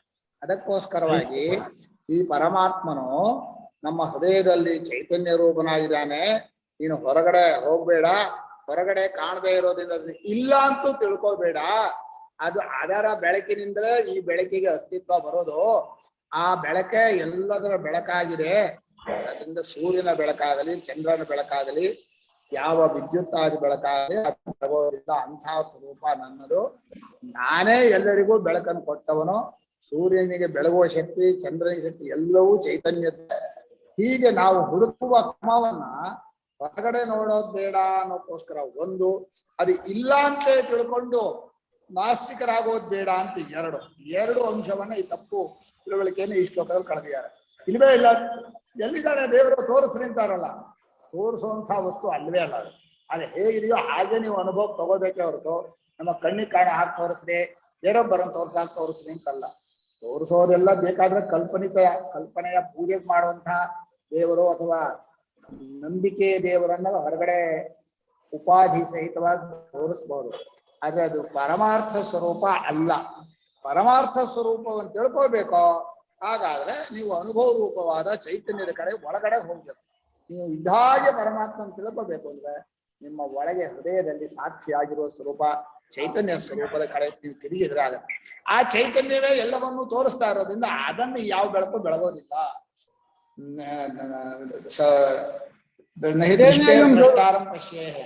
ಏನೇದಂ ಸರ್ವಂ ವಿಜಾನಾತಿ ಸಂಖ್ಯೇನ ವಿಜಾನೀಯ ವಿಜ್ಞಾತಾರಮರೇ ಕೇನ ವಿಜಾನೀಯ. ಆಕ್ಷೇಪ ಆಗೋಲ್ಲ. ಅನುಭವಕ್ಕೆ ಮತ್ತೊಂದು ಅನುಭವ ಇಲ್ಲ, ಚೈತನ್ಯಕ್ಕೆ ಇನ್ನೊಂದು ಚೈತನ್ಯ ಇಲ್ಲ. ಅದನ್ನ ನೀವು ನೋಡ್ ತಿಳ್ಕೊಳ್ತೀವಿ, ಇನ್ನು ಕಣ್ಣಿಗೆ ಕಾಣಿಸ್ಬೇಕು, ನಾವು ನೋಡ್ಬೇಕು ಅನ್ನೋ ಅಪೇಕ್ಷೆ ಅದೇ ತಾನಾಗಿ ಉಳ್ಕೊಂಡ್ರೆ ನಿಮ್ಗೆ ಅನುಭವ ಬರುತ್ತೆ. ಅದನ್ನ ಅದು ಕಾಣಿಸ್ತಾ ಇಲ್ಲ ಅಂತ ಆದ್ರೆ ನೀವು ನಾಸ್ತಿಕರಾಗಿ ಕೆಟ್ಟ ಹೋಗ್ಬಿಡ್ತೀರಿ. ಅದು ಇಲ್ಲ ಅನ್ನೋದು ತಪ್ಪು, ಕಾಣಿಸ್ಬೇಕು ಅನ್ನೋದು ತಪ್ಪು ಅನ್ನೋಕ್ಕೋಸ್ಕರವಾಗಿ ನ ತದ್ಭಾಸಯತೆ ಸೂರ್ಯೋ ನ ಶಶಾಂಕೋ ನ ಪಾವಕಃ ಯದ್ಗತ್ವಾ ನ ನಿವರ್ತಂತೆ ತದ್ಧಾಮ ಪರಮಂ ಮಮ ಅಂತ ಹೇಳಿ ಪರಮಾತ್ಮ ಪರಮವಾದ ಸ್ವರೂಪ. ಅಲ್ಲಿ ಪರಮಂ ಅನ್ನೋದ್ರಲ್ಲಿ ಪ್ರಪಂಚವೂ ಪರಮಾತ್ಮನ ಸ್ವರೂಪವೇ. ಆದ್ರೆ ಪರಮ ಅಂದ್ರೆ ಹೆಚ್ಚಿನ, ಪರಮ ಅಂದ್ರೆ ಪರಮಾರ್ಥವಾದ ಸ್ವರೂಪ ಅದೇ. ನಾನು ಇದ್ದಾಗ ತಿಳ್ಕೋಬೇಕು ಅಂದ್ರೆ ಅಲ್ಲಿ ಒಳಗಡೆಗೆ ಹೋಗ್ಬೇಕು. ಅಲ್ಲಿ ಕಾಣೋ ಕಲ್ಪಿತ ರೂಪ, ಮಾಯಾ ರೂಪ, ಜಗತ್ತಾಗಿ ಕಾಣೋದೆಲ್ಲ ಪರಮಾತ್ಮನೇ. ಆದ್ರಿಂದ ಪರಮಾತ್ಮನೇ ಎಲ್ಲವೂ ಆದರೂ ಪರಮಾತ್ಮನ ಇದ್ದಂತೆ ನಾವು ಕಂಡ್ಕೋಬೇಕು ಅಂದ್ರೆ ನಿಮ್ಮ ಒಳಗಡೆ ನೀವು ಸರ್ಕೋಬೇಕು, ಅಂತರ್ಮುಖರಾಗಬೇಕು, ಹೊರಗಡೆ ಇದನ್ನೆಲ್ಲ ಬಿಡಬೇಕು ಅನ್ನೋಕ್ಕೋಸ್ಕರ ಈ ಶ್ಲೋಕ ಹೇಳಿದ್ದಾನೆ. ಸಾಕು. ವ್ಯವಹಿತೇನ ಧಾಮ್ನಾ ಸಂಬಧ್ಯತೆ ತದ್ಧಾಮ ತೇಜೋರೂಪಂ ಪದಂ ನ ಭಾಸಯತೆ ಸೂರ್ಯಃ ಆದಿತ್ಯಃ ಸರ್ವಾವಭಾಸನ ಶಕ್ತಿಮತ್ವೇಪಿ ಸತಿ. ತೇಜೋರೂಪಂ ಪದನ್ನ ಭಾಸಯತೆ ಸೂರ್ಯಃ ಆದಿತ್ಯಃ ಸರ್ವಾವಭಾಸನ ಶಕ್ತಿಮತ್ವೇಪಿ ಸತಿ. ಅಲ್ಲಿ ತದ್ಧಾಮ ಪರಮಮ್ಮ ಅಲ್ಲೂ ಇದೆ ತತ್ಶಬ್ದ, ನ ತದ್ಭಾಸ ಇದೆ ಅಲ್ಲೂ ತತ್ಶಬ್ದ ಇದೆ. ಒಂದು ಆ ಸ್ಥಾನವನ್ನ ಬೆಳಗೋದಿಲ್ಲ, ಯಾವ ಸ್ಥಾನವನ್ನು ಬೆಳಗೋದಿಲ್ವೋ ಆ ಸ್ಥಾನ ನನ್ನದು ಅಂತ. ಆ ಸ್ಥಾನ ನನ್ನದು ಮತ್ತೆ ತತ್ಬೇಕು. ಯಾವ ಸ್ಥಾನವನ್ನು ಬೆಳಗೋದಿಲ್ವೋ ಅನ್ನುವಾಗ ತದ್ಧಾಮ ಅಂತ ಒಂದು ತತ್ಶಬ್ದ ಬೇಕು. ಹಾಗಾಗಿ ಮಧು ಒಂದು ತತ್ಶಬ್ದ ಇದೆ, ನ ತದ್ಭಾಸ ಇದೆ. ಆ ತತ್ಶಬ್ದ ಧಾಮ ಅನ್ನುವಂತಹ ಎರಡನೇ ಉತ್ತರಾರ್ಧದಲ್ಲಿ ಎರಡನೇ ಲೈನಲ್ಲಿ ಇರ್ತಕ್ಕಂತಹ ಧಾಮ ಶಬ್ದದೊಡನೆ ಅನ್ವಯ ಮಾಡ್ಕೋಬೇಕು. ವ್ಯವಹಿತೆಯನ್ನು ದೂರದಲ್ಲಿದ್ದಂತಹ ಪದದೊಡನೆ ಅನ್ವಯ ಮಾಡ್ಕೋಬೇಕು. ಆ ಧಾಮವು ಅದು ತೇಜೋರೂಪವಾದ ಧಾಮ. ತೇಜೋರೂಪ ಅಂದ್ರೆ ಭೌತಿಕ ತೇಜೋರೂಪ ಅಲ್ಲ, ಭೌತಿಕ ತೇಜಸ್ಸನ್ನು ಬೆಳಗುವ ತೇಜಸ್ಸು ಅದು. ಸೂರ್ಯನ ಬೆಳಕು ಇಷ್ಟು ಅನ್ನೋದನ್ನು ಯಾವ ಚೈತನ್ಯದಿಂದ ನಾವು ಗುರುತಿಸ್ತಿದೀವೋ, ವೆರಿಫೈ ಮಾಡ್ತಿದೀವೋ, ಬಾ ಸೂರ್ಯನಲ್ಲಿ ಇಷ್ಟು ಬೆಳಕಿದೆ, ಅಗ್ನಿಯಲ್ಲಿ ಅಷ್ಟಿದೆ, ಮಿಂಚಲ್ಲಿ ಅಷ್ಟಿದೆ, ಚಂದ್ರಲ್ಲಿ ಅಷ್ಟಿದೆ ಅಂತ ಹೇಳಿ ಯಾವ ಅರಿವಿನ ಬಲದಿಂದ ಎಲ್ಲದರ ಬೆಳಕನ್ನು ನಾವು ಸಿದ್ಧಪಡಿಸ್ತೀವೋ ಆ ಅರಿವಿನ ಒಂದು ಬೆಳಕಿದೆಯಲ್ಲ, ಅದು ಬೆಳಕು ತಂತೀವಿ, ಬೆಳಕಲ್ಲ ಈಗ ಬೆಳಕಲ್ಲ, ಅದು ಎಲ್ಲಕ್ಕಿಂತ ಹೆಚ್ಚಿನ ತೇಜೋರೂಪ ಅದು. ಅದನ್ನು ಕುರಿತು ಸೂರ್ಯನು ಎಲ್ಲವನ್ನೂ ಬೆಳಗಿದರೂ ಕೂಡ ಅದಕ್ಕೆ ಸರ್ವಾವಭಾಸನ ಶಕ್ತಿಮತ್ವೇಪಿ ಅಂದರು. ಅಪಿ ಶಬ್ದ ಸೂರ್ಯನಲ್ಲಿ ಹಾಗಿದ್ದರೂ ಕೂಡ ಲೋಕದಲ್ಲಿ ಪ್ರಸಿದ್ಧ. ಸೂರ್ಯನು ಏನನ್ನು ಬೇಕಾದ್ರೂ ತೋರಿಸ್ತಾನೆ ಶಕ್ತಿ ಇದ್ರೂ ಕೂಡ ಪರಮಾತ್ಮ ಮಾತ್ರ ತೋರ್ಸಕ್ಕಾಗೋದೇ ಇಲ್ಲ. ಅಗ್ನಿ ಹೋದ ಯಕ್ಷನ ಹತ್ರ, ಯಾರಪ್ಪ ನೀನು ಅಂದ ಅಗ್ನಿ. ಏನ್ ಹಿಂಗೆ ಕೇಳ್ತೀಯ ನನ್ನನ್ನು ಯಾರಪ್ಪ ಅಂತ? ಜಾತವೇದಾಹಮಸ್ಮಿ. ಹೌದೇ, ಏನು ಶಕ್ತಿ ತಮ್ದೋ? ಯಜಿದಂ ಸರ್ವಂ ಪೃಥಿವ್ಯಾಂ ದಹೇಯಂ ಅಂದ.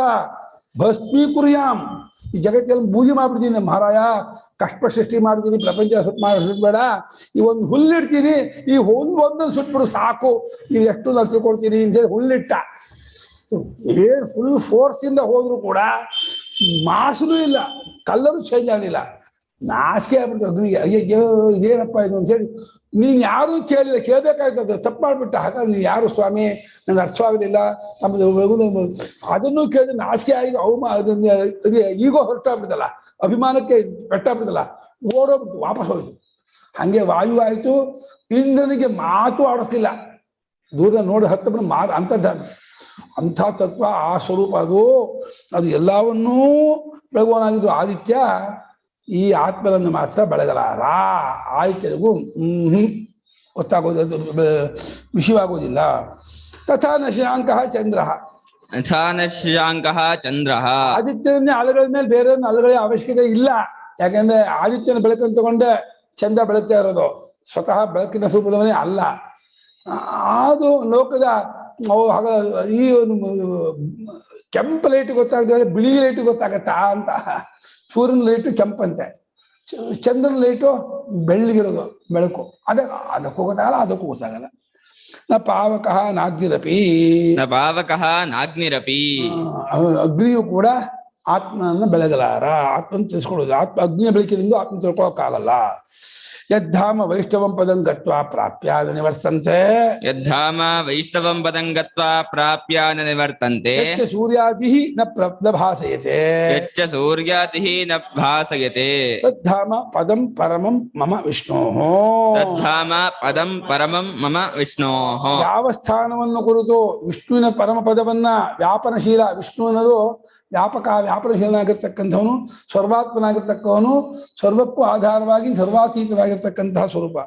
ಆ ಸ್ಥಾನವನ್ನ ಹೊಂದಿದವನಾದರೆ, ಪಡೆದವನಾದರೆ, ಹೊಂದೋದು ಪಡೆಯೋದಲ್ಲ, ಜ್ಞಾನ ಮಾತ್ರವೇ, ಕ್ರಿಯೆ ಇಲ್ಲ, ತಿಳ್ಕೊಂಡು ಬಿಟ್ಟವನಾದರೆ ಮತ್ತೆ ಮರಳಿ ಸಂಸಾರಕ್ಕೆ ಬರುವುದೇ ಇಲ್ಲವೋ, ಮತ್ತು ಯಾವ ಸ್ಥಾನವನ್ನ ವಿಷ್ಣುವಿನ ಪರಮಪದವನ್ನ ಸೂರ್ಯಾದಿಗಳಿಗೂ ಬೆಳಗೋದಿಲ್ಲವೋ ಅದೇ ನನ್ನ ಸತ್ಯವಾದ ಹೆಚ್ಚಿನದಾದ ಸ್ಥಾನ ಕಣಪ್ಪ ಅರ್ಜುನ.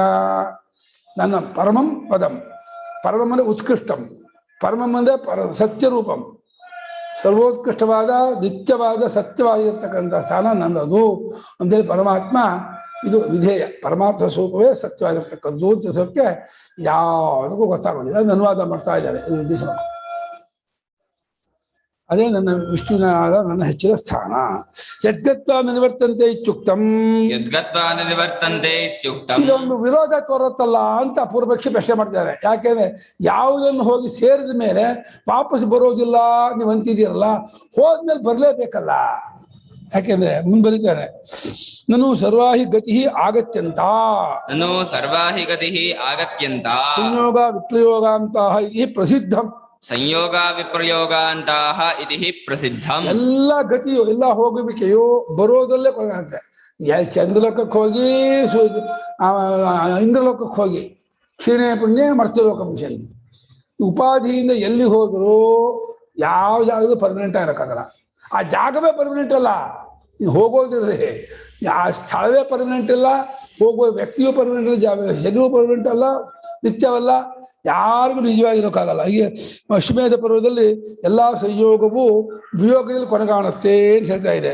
ಹಾಗೆ ಎಲ್ಲ ಗತಿಯು ಬರೋದಲ್ಲೇ, ಎಲ್ಲಿ ಹೋದ್ರು ಅಲ್ಲಿ ಬರಲೇಬೇಕು, ಎಲ್ಲಿ ಹೋಗಿ ನಿತ್ಯವಾಗಿರೋಕ್ಕಾಗಲ್ಲ ಅಂತ ಈ ರೀತಿ ಪ್ರಸಿದ್ಧವಾಗಿದೆ.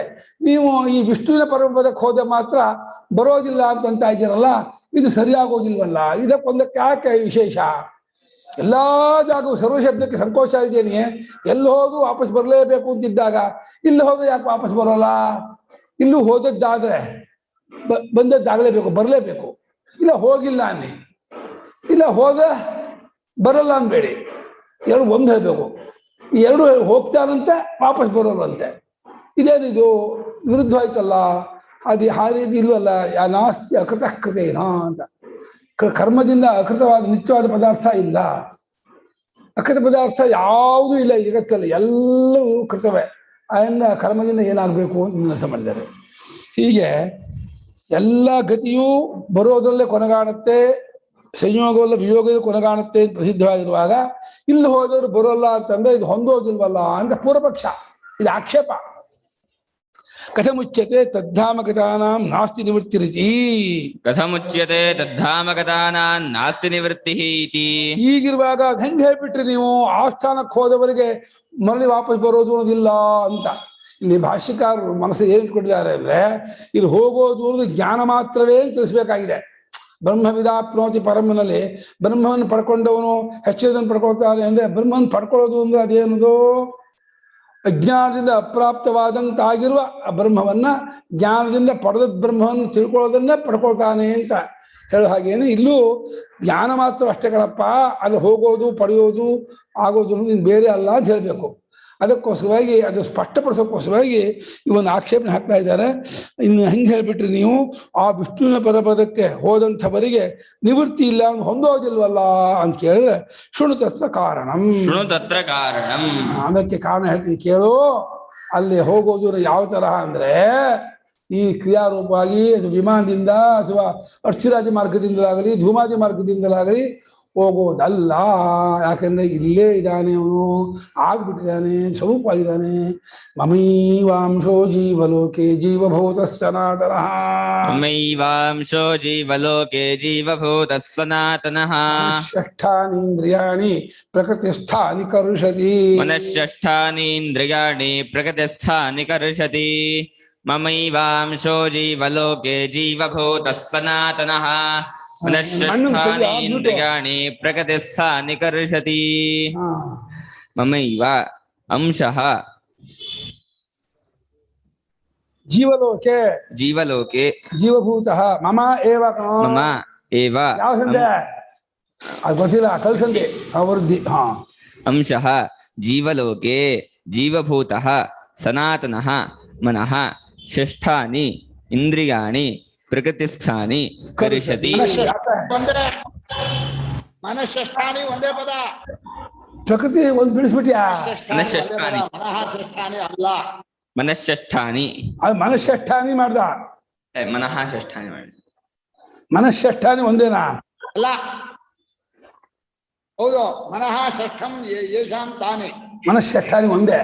ಇಂದ್ರಿಯಾಣಿ ಪ್ರಕೃತಿಸ್ಥಾನಿ ಪ್ರಕೃತಿಸ್ಥಾನಿ ಒಂದೇ. ಯೇಷಾಂ ತಾನೇ. ಮನಃ ಷಷ್ಠಂ ಯೇಷಾಂ ತಾನೇ ಮನಶ್ಚಷ್ಟಾನಿ ಬಹುವ್ರೀಹಿ ಸಮಾಸ. ಹೌದು, ಪ್ರಕೃತಿಸ್ಥಾನಿಯೂ ಒಂದೇ ಪದ. ಹೌದು, ಅರ್ಥ ಹೇಳಿ. ಹಿಂದಿನ ಶ್ಲೋಕದಲ್ಲಿ ಹಾ ಆ ಸ್ವರೂಪವನ್ನು ಸೇರಿದರೆ ವಾಪಸ್ ಬರೋಲ್ಲ ಅನ್ನೋ ಉತ್ತರವಾಗಿ ಈ ಶ್ಲೋಕ ಬಂದಿದೆ ಅಂತ. ಅಲ್ಲಿ ಒಂದು ವಿಶೇಷ ಹಿಂದಿ ಶ್ಲೋಕದ ನಾನು 2 ವಿಷಯ ಬಿಟ್ಟೆ. ತತ್ ಅನ್ನೋ ಪದವನ್ನ 2 ಸಲ ಪ್ರಯೋಗ ಮಾಡಿದ್ದಾನೆ. ತತ್ ನ ತದ್ ಭಾಸೆತೆ ಸೂರ್ಯ ತದ್ಧಾಮ ಪರಮಮ್ಮ ಅಂತ. ಆ ತತ್ ಪದ ತತ್ ಸತ್ಯಂ ತದಸಿ ಅನ್ನೋ ಹೇಗೆ ತತ್ ಪದವೇ ಪರಮಾತ್ಮನ್ ಹೇಳುವ ಪದ. ತದಿತಿ ಸರ್ವನಾಮ, ಎಲ್ಲಕ್ಕೂ ಇರೋ ಹೆಸರು. ಆದ್ರಿಂದ ಸರ್ವವಾದ ಬ್ರಹ್ಮಕ್ಕೆ ತತ್ ಅನ್ನೋ ಪದ ಇದೆ. ಆ ಬ್ರಹ್ಮವನ್ನ ಅಂದ್ರೆ ಪರಿಚ್ಛೇದವಿಲ್ಲದೆ ಇರೋ ಸ್ವರೂಪವನ್ನ ಸೇರೋದು ಅಂದ್ರೆ ಏನು ಅಂತ ಒಂದು ಪ್ರಶ್ನೆ. ಇನ್ನೊಂದು ತತ್ ಅನ್ನೋ ಪದನೆ ಯಾಕೆ ಹೇಳಿದ್ರು ಅಂತಂದ್ರೆ ಅದಕ್ಕೆ ಯಾವ ಹೆಸರು ಇಲ್ಲ. 2 ಕಾರಣ. ಹೆಸರು ಇಲ್ಲದೆ ಇರೋ ಅನುಭವವೂ ಇದೆ. ಎರಡನೇದು ಬಹಳ ಆಳವಾದ ಆತ್ಮ ಪ್ರೇಮ ಇರೋದ್ರಲ್ಲಿ ಯಾರು ಹೆಸರು ಹೇಳೋಲ್ಲ. ವ್ಯವಹಾರದಲ್ಲೂ ಕೂಡ ನಮ್ಮ ಶಾಸ್ತ್ರಕಾರರು ತುಂಬಾ ಪ್ರೀತಿಸುವಂತಹ ವ್ಯಕ್ತಿ 4 ಜನರ ಬಗ್ಗೆ ನೀವು ಹೆಸರು ಹೇಳಬೇಡಿ ಅಂತಾರೆ. ಹೆಸರು ಇದ್ರೂ ಹೇಳ್ಬೇಡಿ, ಹೆಸರು ಹೇಳಿದ್ರೆ ದೂರ ಆಗ್ತಾರೆ. ಆ ಪರಮಾತ್ಮನಿಗೆ ಹೆಸರು ಹೇಳ್ಬಿಟ್ರೆ ನೀವು ಪರಮಾತ್ಮನಿಂದ ದೂರ ಆಗ್ಬಿಡ್ತೀರಿ. ಹೇಗೆ ಅಂತಂದ್ರೆ ಗುರುವಿನ ನಾಮ, ಪತಿಯ ನಾಮ, ಪತ್ನಿಯ ನಾಮ, ಜ್ಯೇಷ್ಠ ಪುತ್ರನ ನಾಮ 4 ಹೇಳ್ಬಾರ್ದಂತೆ. 4 ಬಹಳ ಪ್ರೇಮದವರು, ಅತ್ಯಂತ ಪ್ರಿಯರಾದವರು. ಆತ್ಮನಾಮ ಗುರುವರ ನಾಮ ಅಂತ ಹೇಳ್ತಾರೆ. ತನ್ನ ಹೆಸರನ್ನು ತಾನು ಹೇಳ್ಕೋಬಾರ್ದು, ತಾನೇ ತನಗೆ ದೂರ ಆಗ್ಬಿಡ್ತಾನೆ. ನನಗೆ ಹೆಸರು ಆತ್ಮನಿಗೆ ನಾಮವೇ ಇಲ್ಲ, ಆದ್ರೂ ಹೆಸರು ಹೇಳಿದ್ರೆ ತಾನು ತನಗೆ ಹೀಗೆ ಪರಮಾತ್ಮನಿಗೆ ಹೆಸರು ಹೇಳಿಬಿಟ್ರೆ ಅವನೇ ನಮ್ಗೆಲ್ಲ ಪತಿ ಅಂದ್ರೆ ಸ್ವಾಮಿ, ಅಧ್ಯಕ್ಷ. ಅವನಿಂದ ದೂರ ಆಗ್ಬಿಡ್ತೀವಿ. ಅದನ್ನ ಪರಮಾತ್ಮನಿಗೆ ಹೆಸರಿಲ್ದಿರೋದ್ರಿಂದ ತತ್ ಶಬ್ದದಿಂದ ಹೇಳಿದ್ರು. ಆ ಪರಮಾತ್ಮನನ್ನು ಸೇರೋದು ಅಂದ್ರೆ ಏನು ಈ ಶ್ಲೋಕದಲ್ಲಿ. ಆ ಪ್ರೇಮದಿಂದ, ಆ ಪರಮಾರ್ಥದ ಅನುಭವದಿಂದ ಅಜ್ಞಾನವನ್ನ ಕಳಕೊಂಡು ಪರಮಾತ್ಮನ ಸೇರೋದು ಅಂದ್ರೆ ಏನು ಅಂದ್ರೆ ಮಮೈವಾಂಶೋ ಜೀವಲೋಕೆ ಜೀವಭೂತ. ಈ ಜೀವ ಇದಾನಲ್ಲ ಇವು ನನ್ನದೇ ಅಂಶ ಅಂತ. ಇಲ್ಲಿ ನನ್ನದೇ ಅಂಶ ಅಂತ ಪರಮಾತ್ಮ ಹೇಳಿದ್ರೆ ಇದು ಏನಾಗತ್ತೆ ಅಂದ್ರೆ ಶಾಸ್ತ್ರದಲ್ಲಿ ಕೆಲವು ವಾಕ್ಯವನ್ನ ಪ್ರಯೋಗ ಮಾಡಿದ್ರೆ ಅನುಭವವನ್ನು ಜೋಡಿಸ್ಕೋಬೇಕು. ಅಲ್ಲಿ ನಾತ್ಮಾಶ್ರುತೆ ನಿತ್ಯತ್ವಾಚ ತಾಭ್ಯಾನಲ್ಲಿ ಶಂಕರಾಚಾರ್ಯನ ತೋರಿಸಿದ್ದಾರೆ. ಅಲ್ಲ ಕೆಲವು ಶ್ರುತಿಗಳಲ್ಲಿ ಇದೆಯಲ್ಲ, ಕ್ವಚಿತ್ ಅಶ್ರುತಂ ಅನ್ಯತ್ರ ಶ್ರುತಂ ವಾರಯತಿ ಅಂತ ನ್ಯಾಯ ತಗೊಂಬರ್ರಿ ಅಂತ ಹೇಳಿದ್ದಕ್ಕೆ ಚಿಕ್ಕರಿಗೆ ಅಂಶೋ ನಾನಾ ವ್ಯಪದೇಶಾತ್ ಇತರ ವ್ಯಪದೇಶಾತ್ ಜಿತಾಕರಣಾದಿ ದೋಷ. ಇನ್ನೊಂದು ಅಲ್ಲ ದೃಷ್ಟಾಂತ ಹೇಳ್ತಾ ಇದ್ದೀನಿ. ಜೀವನಿಗೆ ಹುಟ್ಟು ಅನ್ನೋದು ಹೊಂದೋದಿಲ್ಲ ಅಂತ ಅಲ್ಲಿ ಹೇಳಿದ್ರು. ಆತ್ಮಾಶ್ರುತೆ ನಿತ್ಯತ್ವಾಚ ತಾಭ್ಯ ಅನ್ನೋದು ಹುಟ್ಟು ಹೊಂದಲ್ಲ. ಇಲ್ಲೂ ಕೂಡ ಅಂಶ ಅನ್ನೋದು ಹೊಂದೋದಿಲ್ಲ ಅಂತ ಇದ್ದಾರೆ ಭಾಷೆಕಾರ. ಯದ್ಯಪಿ ಶ್ಲೋಕದಲ್ಲಿ ಮಮೈವಾಂಶ ಅಂತಿದೆ, ಆದ್ರೆ ಪರಮಾತ್ಮನ ಅಂಶ ಅಲ್ಲ, ಅಂಶ ಇವ ಅಂದ್ರು. ಯಾಕೆ ಅಂಶ ಇವ ಅಂತ ಅರ್ಥ ಮಾಡಿದೆ ಅಂದ್ರೆ ಪರಮಾತ್ಮನೂ ನಿರವಯವ, ಜೀವನೂ ನಿರವಯವ. ಜೀವ ಪರಮಾತ್ಮ ಅಂತ 2 ಶಬ್ದವೇ ಹೊರತು 2 ನಿರವಯವ ವಸ್ತುಗಳಿಗೆ ಸೇರೋದು, ಹೋಗೋದು, ಬೇರೆ ಆಗೋದು ಅದಾಗೋದೇ ಇಲ್ಲ. ಯಾವುದಕ್ಕೆ ಅವಯವವಿಲ್ಲವೋ, ಯಾವುದು ಸರ್ವವ್ಯಾಪಕವೋ ಅದಕ್ಕೆ ಅಂಶವೂ ಆಗಲ್ಲ. ಆಕಾಶ ತುಂಡಾಗೋದು ಮನೆಯಿಂದ ಅಥವಾ ಗಡಿಗೆಯಿಂದ ಆಕಾಶ ತುಂಡಾಯ್ತು, ಮತ್ತೆ ಆಕಾಶ ಗಡಿಗೆಯಲ್ಲಿ ಆಕಾಶದ ಸೇರ್ಬಿಟ್ಟು ಅಂದ್ರೆ ಸುಮ್ಮನೆ ಕಲ್ಪಿತ ಉಪಚಾರವೇ ಹೊರತು ಅಂಶ ಇವ ಅಂಶ. ಆದ್ರಿಂದ ನನ್ನ ಅಂಶವನ್ನೇ ಈ ಜನ ತಪ್ಪುಗಳಿಕೆಯಿಂದ ಚೈತನ್ಯವನ್ನ ದೇಹದಲ್ಲಿ ಸೇರಿಸ್ಬಿಟ್ಟು ಜೀವಭೂತ ಅಂತ ಭೂತ ಭೂತ ಅಂದ್ರೆ ಪಂಚಭೂತಗಳಲ್ಲಿ ಸೇರ್ಕೊಂಡಿದ್ದ ಜೀವ. ಜೀವ ಅನ್ನೋದು ಭೂತ. ಅವನು ಭೂತ ಅಂದ್ರೇನ ಅಚೇತನವಾದದ್ದನ್ನ ತಾನು ತಿಳ್ಕೊಂಡು ಹಿಡ್ಕೊಂಡ್ಬಿಟ್ಟಿಯಾನೆ. ದೇಹ, ಇಂದ್ರಿಯ, ಮನಸ್ಸು, ಬುದ್ಧಿ ಇವುಗಳನ್ನು ಹಿಡ್ಕೊಂಡು ಜೀವಭೂತ ಸನಾತನ. ಆ ಸನಾತನಾದ ಚೈತನ್ಯವನ್ನೇ ಜೀವಭೂತ, ಜೀವ ಅಂತೇಳಿ ಮಾಡ್ಕೊಂಡಿಯಾನೆ. ಆದ್ರೆ ಇವನು ಕೊನೆಗೆ ಮನಶ್ಶಷ್ಟಾನಿ ಇಂದ್ರಿಯಾಣಿ ಪ್ರಕೃತಿ ಸ್ಥಾನ ಕರ್ಷತಿ. ಮನಸ್ಸು ಅನ್ನುವಂಥ 6ನೇ ಇಂದ್ರಿಯ, ಇನ್ನು 5 ಜ್ಞಾನೇಂದ್ರಿಯಗಳನ್ನ ಇಟ್ಕೊಂಡು ಈ ಜೀವ ಹೊರಡುವಾಗ ಎಳಕೋತಾನೆ ಅಂತ. ಆ ಜೀವನ ಉತ್ಕ್ರಮಣ, ಜೀವನ ಹೋಗಿ ಸೇರ್ಕೊಳ್ಳೋದು ಇದೆಲ್ಲವೂ ಕಲ್ಪಿತವೇ ಹೊರತು ನಿಜವಾದದ್ದಲ್ಲ ಅಂತ ಶ್ಲೋಕದ ತಾತ್ಪರ್ಯ. ಅದೇ ಇಲ್ಲಿ ಮಮ ಅಂಶ ಏವಾಮಿಲ್ಲ, ಮಮೈವ ಅಂಶ ಅಂದ. ಅದೇ ನನ್ನ ಅಂಶವೇ ಒತ್ತಿದ್ರೆ ಏವಕಾರ ಮಮ ಅಂಶ ಏವ ಅಂದ್ರೆ ಅವಾಗ ರಾಮಾಂಜ ಅರ್ಥ ಬಂದು ಬರ್ತೈತೆ. ಆದ್ರೆ ಇಲ್ಲಿ ಮಮೈವ ಅಂಶ ಅಂತ ಹೇಳಿದ್ರಿಂದ ಅದೇ ನಾನೇ ತತ್ವಂಶಿ ವಾಕ್ಯ ಅರ್ಥ ಹೇಳ್ತಾ ಇದ್ದಾನೆ. ನಾನೇ ಜೀವನ ತೋರ್ತಿರೋದು ಅಂತ. ಮಮ ಏವಕ್ ಶಬ್ದವನ್ನ ಮಮ ಅಂಶ ಏವ ಮುಂದಕ್ಕೆ ಹಾಕಿದ್ರೆ ಅವಾಗ ಅಂಶಿ ಭಾವ ರಾಮಾಯಣ ಅರ್ಥ ಮಾಡಿ ಮಾಡ್ಬೋದಾಯ್ತು. ಆದರೆ ಹಾಗೆ ಅರ್ಥ ಮಾಡಕ್ ಬರೋಲ್ಲ. ಮಮೈವ ನಾನೇ ಮಹಾಕಾಶ, ನಾನೇ ಘಟವಾಕಾಶ ಆಗಿರೋದು ಅನ್ನೋ ಹಾಗೇನೆ ನಾನೇ ಜೀವನ ತೋರ್ತಾ ಇದ್ದೀನಿ ತೋರಿಸ್ತಾ ಇದ್ದಾನೆ. ಹಾಗಾಗಿ ಆ ಏವಕಾರ ಹಿಂದಕ್ಕಿರೋದು ಸ್ವಾರಸ್ಯ. ಪರಮಾತ್ಮನಿಗಿಂತ ಬೇರೆ ಅಲ್ಲ ಈಗಲೂ ಅಂತ ಹೇಳ್ತಾ ಇದ್ದಾರೆ. ತತ್ವಮಸಿ ವಾಕ್ಯಾರ್ಥ ಹೇಳ್ತಾ ಇದ್ದಾನೆ. ಮಮೈವ ಅಂಶ ಮಮೈವ ಪರಮಾತ್ಮನಃ ನಾರಾಯಣಸ್ಯ. ನೋಡಿ ಇಲ್ಲ ಸರ್, ಮಮೈವ ಪರಮಾತ್ಮನಃ ನಾರಾಯಣಸ್ಯ. ನಾರಾಯಣನಾಗಿರುವ ಕಲ್ಪಿತನಲ್ಲದ ಪರಮಾರ್ಥವಾದ ಆತ್ಮನಾಗಿರುವ ನನ್ನದೇ ರೂಪ ಮಹಾಕಾಶ, ಈ ಘಟಾಕಾಶ ನನ್ನದೇ ಅನ್ನುವ ಹಾಗೇನೆಯೇ ಪರಮಾತ್ಮ ಈ ಜೀವರೂಪ ನನ್ನದೇ ರೂಪ. ನಾನೇ ಬುದ್ಧ್ಯಾದುಪಾಧಿಯಿಂದ ಜೀವ ಅನ್ಸ್ಕೊಂಡಿದ್ದೀನಿ, ಜೀವನ ತೋರ್ತಾ ಇದ್ದೀನಿ. ಜೀವ ಪರಮಾತ್ಮ ಇಬ್ಬರಲ್ಲ, ಉಪಾಧಿನ ಹೇಳಕ್ ತೋರತ್ತೆ ಅಷ್ಟೇ. ಅಂಶಃ ಭಾಗಃ ಅವಯವಃ ಏಕದೇಶಃ ಇತ್ಯನರ್ಥಾಂತರಂ. ಅಂಶಃ ಭಾಗಃ ಅವಯವಃ ಏಕದೇಶಃ ಇತಿ ಅನರ್ಥಾಂತರಂ. ಅಂಶ ಅಂದ್ರೆ ಪಾರ್ಟ್, ಭಾಗ ಅಂದ್ರೆ ಒಂದು ತುಂಡು ಚೂರು, ಅವಯವ ಅಂದ್ರೆ ಒಂದು ಬಿಡಿ ಭಾಗ, ಏಕದೇಶ ಅಂದ್ರೆ ಒಂದು ತುದಿ ಭಾಗ, ಒಂದು ಅಂಶ ಅಂತ ಇದ್ರೂ ಕೂಡ ತಾತ್ಪರ್ಯ ಎಲ್ಲ ಒಂದೇ ಅರ್ಥ. ಅಂಶ ಭಾಗ ಏಕದೇಶ ಅವಯವ ಎಲ್ಲ ಸಮಾನಾರ್ಥಕವಾಗಿರೋ ಪದ. ಅನರ್ಥಾಂತರಂ ಅಂದೇನೋ ನಾ ಅರ್ಥಾಂತರಂ ಅನರ್ಥಾಂತರಂ. ಬೇರೆ ಇನ್ನೊಂದು ಅನರ್ಥಾಂತರ ಅನ್ಕೊಬೇಡಿ, ಅನರ್ಥದ ಅಂತರ ಅಲ್ಲ, ಅರ್ಥವಿಲ್ಲದ್ದು ಅಂತ. ಜೀವಲೋಕೆ ಜೀವಾನಾಂ ಲೋಕೆ ಸಂಸಾರೇ ಜೀವಭೂತಃ ಕರ್ತಾ ಭೋಕ್ತಾ ಇತಿ. ಜೀವಲೋಕೆ ಜೀವಾನಾಂ ಲೋಕೆ ಸಂಸಾರೇ ಜೀವಭೂತಃ ಕರ್ತಾ ಭೋಕ್ತಾ. ಪ್ರಸಿದ್ಧಃ ಸನಾತನಃ ಚಿರಂತನಃ. ಪ್ರಸಿದ್ಧಃ ಸನಾತನಃ ಚಿರಂತನಃ. ಹೇಳಿ ಅರ್ಥ ಹೇಳಿ. ಜೀವಲೋಕದಲ್ಲಿ ಜೀವಲೋಕ ಅನ್ನೋದು ಲೋಕದ ಅನುವಾದ. ಜೀವಾನಾಂ ಲೋಕ ಅಂತ ಅಲ್ಲಿ ಬಹುವಚನವೂ ಕೂಡ ಲೋಕ ಪ್ರಸಿದ್ಧವಾದದ್ದನ್ನು ಇಟ್ಕೊಂಡು ಹೇಳಿರೋದು. ಈ ಜೀವಲೋಕದಲ್ಲಿ ನಾನೇ ಜೀವನ ಹಿಡಿದಿದ್ದೀನಿ ಅಂತ, ನನ್ನ ಸ್ವರೂಪವೇ ಜೀವನಾಗಿ ದೇಹಾದಿಗಳಲ್ಲಿ ಅಭಿಮಾನ ಪಟ್ಕೊಂಡಾಗ ಬಾಲೈಹಿ ಶಾರೀರಹ ಇತ್ಯುಪಚರ್ಯತೆ ಅಂತ ಬರೀತಾರೆ. ವಿವೇಕಿಗಳು ದೇಹಾದಿಗಳಲ್ಲಿ ಸೇರ್ಕೊಂಡು ನಾನ್ ಜೀವ, ನಾನಂಥವನು ಇಂಥವನು ಅಂತ ಹೇಳಿ ಕರ್ಕೋತಾರೆ. ನಿಜವಾಗಿ ಪರಮಾತ್ಮನೇ ಜೀವನ ಆಗಿರೋದು, ಪರಮಾತ್ಮನೇ ಜೀವನ ತೋರ್ಕೊಳ್ತಾ ಇರೋದು ಅಂತ ಜೀವಭೂತ ಸನಾತನಃ. ಈ ಜೀವನು ಯಾವಾಗ್ಲೂ ಇರೋನು, ಯಾವಾಗ್ಲೂ ಬೇರೆ ಆಗೇ ಇಲ್ಲ, ಯಾವಾಗ್ಲೂ ಅಂಶವೂ ಆಗಿಲ್ಲ.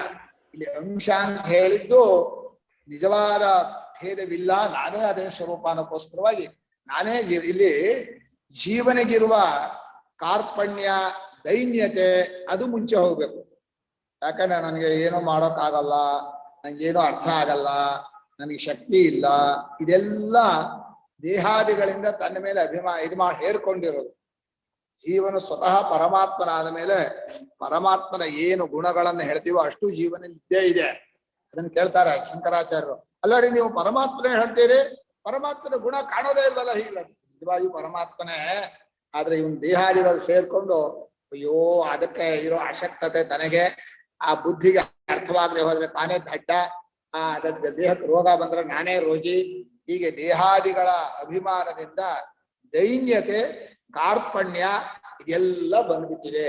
ಆದ್ರೆ ನಾನು ಪರಮಾತ್ಮನ ಅಂಶ ಅಂತಂದ್ರೆ ಒಂದು ಪರಮಾತ್ಮನೇ ನನಗೆ ಸೇರಿದವನು, ಪರಮಾತ್ಮನಿಗೆ ನಾನು ಸೇರಿದವನು ಅನ್ನೋ ಒಂದು ನಿಜವಾದ ಒಂದು ದೃಷ್ಟಿ ಇಲ್ಲಿ ಬರುತ್ತೆ. ಅದಕ್ಕ ಮಮೈವಾಂಶ ಜೀವಭೂತ ಅಂತ ಹೇಳಿದ. ಜೀವಭೂತನಾಗಿ ನಾನೇ ಇದ್ದೀನಿ ಜೀವರ ಲೋಕದಲ್ಲಿ. ಎಲ್ಲ ಜೀವರು ಅಲ್ಲಿ ಸಂಕೋಚ ಇಲ್ಲ, ಸಮಸ್ತ ಜೀವರು ನಾನೇ, ಸಮಸ್ತ ಜೀವರ ಉಪಾಧಿಯಲ್ಲಿ ತೋರುವವನು ನಾನೇ. ಅಂಶ ಇವ ಅಂಶ, ಅಂಶದ ಹಾಗೆ ಅಂಶ ಆಗೋದಕ್ಕೆ ಕಾರಣ ಪರಮಾತ್ಮ ಅಲ್ಲ, ಈ ಜೀವರೇ. ಅಯ್ಯ ಪರಮಾತ್ಮ ತುಂಡಾಗದೆ ಇರೋ ಪರಮಾತ್ಮನ ತಪ್ಪುಗಳಿಕೆಯಿಂದ ತುಂಡು ಮಾಡ್ಬಿಟ್ಟು ದೇಹಾದಿಗಳು ಸೇರಿಸ್ಕೊಂಡು ನಾನು ಅಂತ ಹುಟ್ಟಾಕೊಂಡ್ರು. ನಾನು ನೀನು ಬಂದದ್ದೇ ಇವರ ತಪ್ಪುಗಳಿಕೆಯಿಂದ. ಜೀವಭೂತ ಅಂದ್ರೆ ಜೀವನ ಆದ ಅಂತ ಒಂದು ಅರ್ಥ ಇದೆಯಲ್ಲ. ಜೀವನಾದ ಅಂದ್ರೆ ತಪ್ಪು ತಿಳುವಳಿಕೆಯಿಂದ ಜೀವತ್ವವನ್ನ ಪಡ್ಕೊಂಡ ಅಂತ ಅರ್ಥ. ಇವನು ಮುಂದೆ ಹೋದ್ರೆ ಮನಶ್ರೇಷ್ಠಾನಿ. ನೀವ್ ಹೇಳ್ರಿ ಸ್ವಲ್ಪ. ಯಥಾ ಜಲಸೂರ್ಯಕಃ ಸೂರ್ಯಾಂಶಃ ಯಥಾ ಜಲಸೂರ್ಯಕಃ ಸೂರ್ಯಾಂಶಃ ಜಲನಿಮಿತ್ತಾಪಾಯೇ ಸೂರ್ಯಮೇವ ಗತ್ವಾ ನ ನಿವರ್ತತೆ. ಜಲನಿಮಿತ್ತಾಪಾಯೇ ಸೂರ್ಯಮೇವ ಗತ್ವಾ ನ ನಿವರ್ತಂತೆ. ತೇನೈವ ಆತ್ಮನಾ ಸಂಗಚ್ಚತಿ. ತೇನೈವ ಆತ್ಮನಾ ಸಂಗಚ್ಚತಿ. ಏವಮೇವ. ಏವಮೇವ. ಇದು ಜೀವನು ಸನಾತನ ಚಿರಂತನ, ಯಾಕಂದ್ರೆ ಅದೇ ಸ್ವರೂಪ ಆದ್ಮೇಲೆ ಪರಮಾತ್ಮನ ಸ್ವರೂಪವೇ ಪರಮಾತ್ಮನೇ ಆದ್ಮೇಲೆ ಇವನು ಅನಿತ್ಯವಾಗಿ ಬರಲ್ಲ. ಹೇಗೆ ನೀರಿನಲ್ಲಿ ತೋರುವಂತಹ ಸೂರ್ಯಾಂಶವಾಗಿದ್ದು ಸೂರ್ಯಾಂಶವಾಗಿದ್ದೇನೆ ಸೂರ್ಯನೇ ಅಲ್ಲಿ ಆಭಾಸವಾಗಿ ತೋರ್ತಿಲ್ಲಿದ್ದು ನೀರು ಒಂದು ನಿಮಿತ್ತ ಹೋಗ್ಬಿಟ್ರೆ ಆ ನೀರಲ್ಲಿ ತೋರ್ತಾ ಇರುವಂತ ಸೂರ್ಯ ಏನಾಗ್ತಾನೆ? ಸೂರ್ಯನ ಹೋದ ಅಂತ ಅನ್ಬೇಕು, ಬಂದಿದ್ದು ಹೋಗಕ್ಕೆ. ಆದ್ರೂ ಉಪಚಾರ ನೀರಲ್ಲೋ ಕನ್ನಡಿಯಲ್ಲೋ ತೋರ್ತಾ ಇರುವಂತಹ ಪ್ರತಿಬಿಂಬ ಆ ತೆಗೆದು ಬಿಟ್ಟ ಮೇಲೆ ಅದೆಲ್ಲ ಹೋಯ್ತು ಅಂತ ಕೇಳಿದ್ರೆ ಇವನಲ್ಲೇ ಬಿಂಬದಲ್ಲಿ ಸೇರ್ತು ಅಂತ. ಈ ನಂದಿ ಬೆಟ್ಟ ಯಾವ ಬರ್ತೇನೋ 6 ತಿಂಗಳು ಹಾಗೇನೆ ಅದೆಲ್ಲ ಬಂದೇ ಇಲ್ಲ ಹೋಗಕ್ಕೆ. ಅದು ಬಂದಿದೆ ಅಂತ ಇಟ್ಕೊಂಡ್ಬಿಟ್ಟು ತೋರಿಕೆ ಪ್ರಧಾನವಾಗಿ ಇಟ್ಕೊಂಡು ಅದು ತೆಗೆದ ಮೇಲೆ ಎಲ್ಲಿ ಹೋಯ್ತು ಅಂದ್ರೆ ಸೂರ್ಯನನ್ನೇ ಹೋಗಿ ಸೇರ್ಕೊಳ್ತು ಅಂತ ಹೇಗೆ ಹೇಳ್ತೀವೋ ಅಲ್ಲಿ ಹೋದ್ಮೇಲೆ ಬರೋದಿಲ್ವೋ ಮತ್ತೆ ಇನ್ನೊಂದು ಬಾರಿ ಇಟ್ಮೇಲೆ ತೋರ್ಕೊಳುತ್ತೆ. ಅದೇ ಆ ರೂಪದೊಡನೆ ಸೇರ್ಕೊಳ್ಳುತ್ತೆ, ಒಂದಾಗುತ್ತೋ. ಅದೇ ರೀತಿ ಜೀವನು ಕೂಡ ಈ ತನ್ನ ಜೀವತ್ವವನ್ನು ಕಳ್ಸ್ಕೊಂಡು ಕೊಡ್ಲೇನೆ ಏನಾಗ್ತಾನೆ ಅಂದ್ರೆ ಪರಮಾತ್ಮ ಸೇರ್ ಹೋಗ್ತಾನೆ, ಒಂದಾಗ್ತಾನೆ. ಕುಡಿಕೆ ಒಡೆದು ಬಿಟ್ರೆ ಕುಡಿಕೆ ಒಳಗಿರೋ ಆಕಾಶ ಏನಾಗುತ್ತೆ? ಆಕಾಶ ಸೇರ್ಕೊಳುತ್ತೆ. ಕುಡಿಕೆ ಆಗಿದ್ದಾಗ ಸೇರ್ಕೊಂಡೇ ಇತ್ತು, ಸೇರ್ಕೊಳ್ಳೋದು ಒಂದು ಏನಿಲ್ಲ ಗೌಣ. ಯಥಾವ ಘಟ ಜುಪಾದಿ ಪರಿಚ್ಛಿನ್ನ ಘಟಾದ್ಯಾಕಾಶ ಆಕಾಶ ಸನ್ನ ಆಕಾಶಾಂಶ ಸನ್ ದಿವಾದಿಪರಿಚ್ಛಿನ್ನಃ ಘಟಾದ್ಯಾಕಾಶಃ ಆಕಾಶಾಂಶಃ ಸನ್ ಘಟಾದಿನಿಮಿತ್ತಾಪಾಯೇ ಆಕಾಶಂ ಪ್ರಾಪ್ಯ ನಿವರ್ತತೆ. ಆಕಾಶಂ ಪ್ರಾಪ್ಯ ನ ನಿವರ್ತತೆ. ಶಂಕರಾಚಾರ್ಯರು ಒಂದೇ ಶ್ಲೋಕದಲ್ಲಿ ಪ್ರತಿಬಿಂಬ ದೃಷ್ಟಾಂತ ಅವಚ್ಛಿನ್ನ ದೃಷ್ಟಾಂತ ಘಟಾದಿ 2 ದೃಷ್ಟಾಂತ ಕೊಟ್ಟಿದ್ದಾರೆ. ಈಗ ಯಾತಪ್ಪ ಭಾಮತಿಕಾರರು ಅವಚ್ಛಿನ್ನವಾದಿಗಳು, ವಿವರಣಕಾರರು ಇವರು ಪ್ರತಿಬಿಂಬವಾದಿಗಳು. ಜೀವಾನು ಪರಮಾತ್ಮನ ಪ್ರತಿಬಿಂಬ ಅಂತ ಅವ್ರು ವಾದ ಮಾಡ್ತಾರೆ. ಇದೆಲ್ಲ ಅವಚ್ಛಿನ್ನ ಅಂತ ಮಹಾಕಾಶ ಘಟಾಕಾಶ ತೋರು ಹಾಗೇನೆ ಪರಮಾತ್ಮ ಜೀವ ತೋರ್ತಿದ್ದಾನೆ ಭಾಮತಿಕಾರರು. ಇಲ್ಲ ಪ್ರತಿಬಿಂಬದಂತೆ ಇಲ್ಲ ಅಂತಲೇ ಏನಿದೆ ಅಲ್ಲೇ, ಇದು ಅಲ್ಲ ಅದು ಅಲ್ಲ, ಎರಡರಲ್ಲೂ ವಿವಕ್ಷಿತಾಂಶ ತಗೋಬೇಕೇ ಹೊರತು ಇದು ಹೌದು ಅದಲ್ಲ ಅದೌದು ಇದಲ್ಲ ಅದಕ್ಕೆ ಏನೂ ಇಲ್ಲಪ್ಪ. 2 ದೃಷ್ಟಾಂತವನ್ನು ಶಂಕರಾಚಾರ್ಯರು ಕೊಟ್ಟರು ಕೂಡ ಒಂದೇ ಶ್ಲೋಕದಲ್ಲೇ ಅದ್ಯಾಕೋಪ್ಪ ಈ ವ್ಯಾಖ್ಯಾನಕಾರರು ದೊಡ್ಡ ಇದನ್ನು ಸಿದ್ಧಾಂತ ಮಾಡ್ಕೊಂಡು ಇವರು ಅವಚ್ಛಿನ್ನವಾದಿಗಳು ಇವರು ಪ್ರತಿಬಿಂಬವಾದಿಗಳು ಅಂತ ಆ 2 ಪಂಗಡ ಆಗ್ಬಿಟ್ಟಿದ್ದಾರೆ. ಮುಂತಾದ ಉಪಾಧಿಯಿಂದ ಪರಿಚ್ಛಿನ್ನವಾದ ಗಡಿಗೆ ಮುಂತಾದ ಆಕಾಶವು ಮಹಾಕಾಶದ ಅಂಶವೇ ಆಗಿದ್ದು ಗಡಿಗೆ ಮುಂತಾದ ನಿಮಿತ್ತ ಹೋದ್ಮೇಲೆ ಆ ಘಟಾಕಾಶ ಆಕಾಶವನ್ನು ಸೇರಿ ಮಹಾಕಾಶವನ್ನು ಸೇರಿ ಮತ್ತೆ ಬರೋದಿಲ್ಲವೋ? 2 ಒಂದೇ. ನೀರು ಹೋದ್ಮೇಲೆ ನೀರೊಳಗಿರೋ ಸೂರ್ಯ ಪ್ರತಿಬಿಂಬ ಸೂರ್ಯ ಬಿಂಬನ್ ಸೇರಿದ್ಮೇಲೆ ಬರೋಲ್ವೋ? ಘಟಾಕಾಶ ಮಹಾಕಾಶ ಬರೋದಿಲ್ವೋ? ಅದೇ ರೀತಿ ಅತಃ ಉಪಪನ್ನ ಮುಕ್ತಂ ಯದ್ಗತ್ವಾ ನಿವರ್ತಂತೆ ಇತಿ.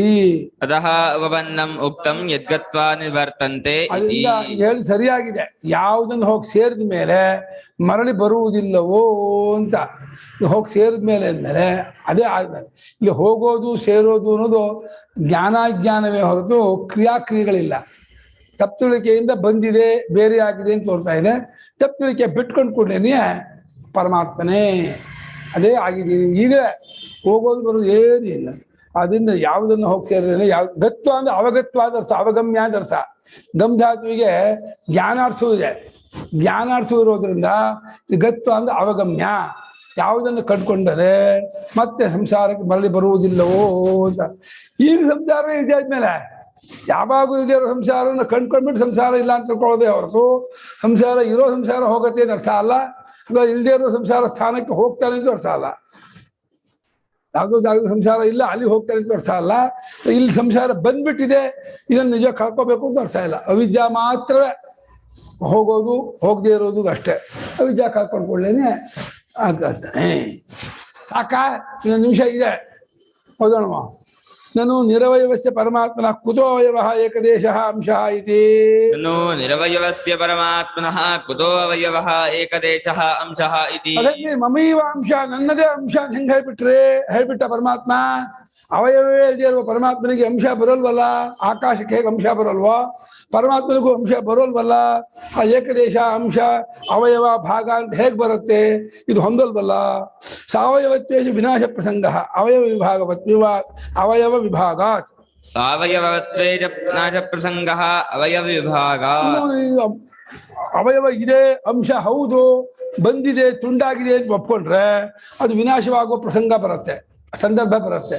ಯಾಕೆಂದ್ರೆ ಅವಯವ ವಿಭಾಗವಾದದ್ರಿಂದ ಒಂದು ಕಟ್ಟಿಗೆಯಿಂದ ಒಂದು ಮಣ್ಣೆಂಟೆಯಿಂದ ಒಂದು ಅವಯವ ಉಳಿದೋದ್ರಿಂದ ಕ್ರಮೇಣ ಪುಡಿ ಆಗೇ ಆಗತ್ತೆ. ಅದು ಅಸಂಯೋಗ ವಿಪ್ರಯೋಗ ಅಂತಹ ಇದು ಉಪಯನ್ ಅಪಯನ್ ಧರ್ಮ ವಿಕರೋತಿ ಇದರು. ಅದು ಧರ್ಮಗಳು ಬಂದು ಸೇರಿ ಮಾಡ್ತಾ ಇದ್ರೆ ಅದನ್ನ ಒಂದು ಅಂಶ ಬಿಟ್ಕೊಂಡು ಹೋಗುತ್ತೆ, ತುಂಡಾಗತ್ತೆ, ಬೇರೆ ಆಗತ್ತೆ ಅಂದ್ರೆ ಅದು ವಿನಾಶವಾಗ್ಬೇಕಲ್ಲ, ಅನಿತ್ಯವಾಗ್ಬೇಕಲ್ಲ ಅಂತ ಆಕ್ಷೇಪ. ಅದಕ್ಕೆ ಉತ್ತರ ಕೊಡ್ತಾರೆ ನೈಷ ದೋಷ. ಏನ್ ತಪ್ಪಿಲ್ಲ, ಇಲ್ಲಿ ಅವಯವ ಅಂಶ ವಿಭಾಗ ಅಂತ ಹೇಳ್ತಾ ಇಲ್ಲ. ಅವಿದ್ಯಾಕೃತ ಉಪಾಧಿ ಪರಿಚ್ಛಿನ್ನ ಏಕದೇಶ ಅಂಶ ಇವ ಅಂಶ ಕಲ್ಪಿತ ಯತಃ. ಅವಿದ್ಯಾಕೃತೋಪಾಧಿ ಪರಿಚ್ಛಿನ್ನ ಏಕದೇಶ ಅಂಶ ಇವ ಕಲ್ಪಿತೋ ಯತಃ. ಇವಾಗ ಬ್ರಹ್ಮಾಸ್ತ್ರ ತೆಗೆದುಬಿಟ್ರು ಶಂಕರಾಚಾರ್ಯರು. ಇಷ್ಟೊತ್ತು ಅವಿದ್ಯಾ ಅನ್ನುವಂಥ ಪದ ತಗೊಂಬರ್ಲಿಲ್ಲ. ಬ್ರಹ್ಮಾಸ್ತ್ರವನ್ನು ಮೂಡಿಯಲ್ಲೇ ಇಟ್ಟಿದ್ರು, ಯಾವ ಬತ್ತಳಿಕೆಯಲ್ಲಿ ಇಟ್ಟಿದ್ರು.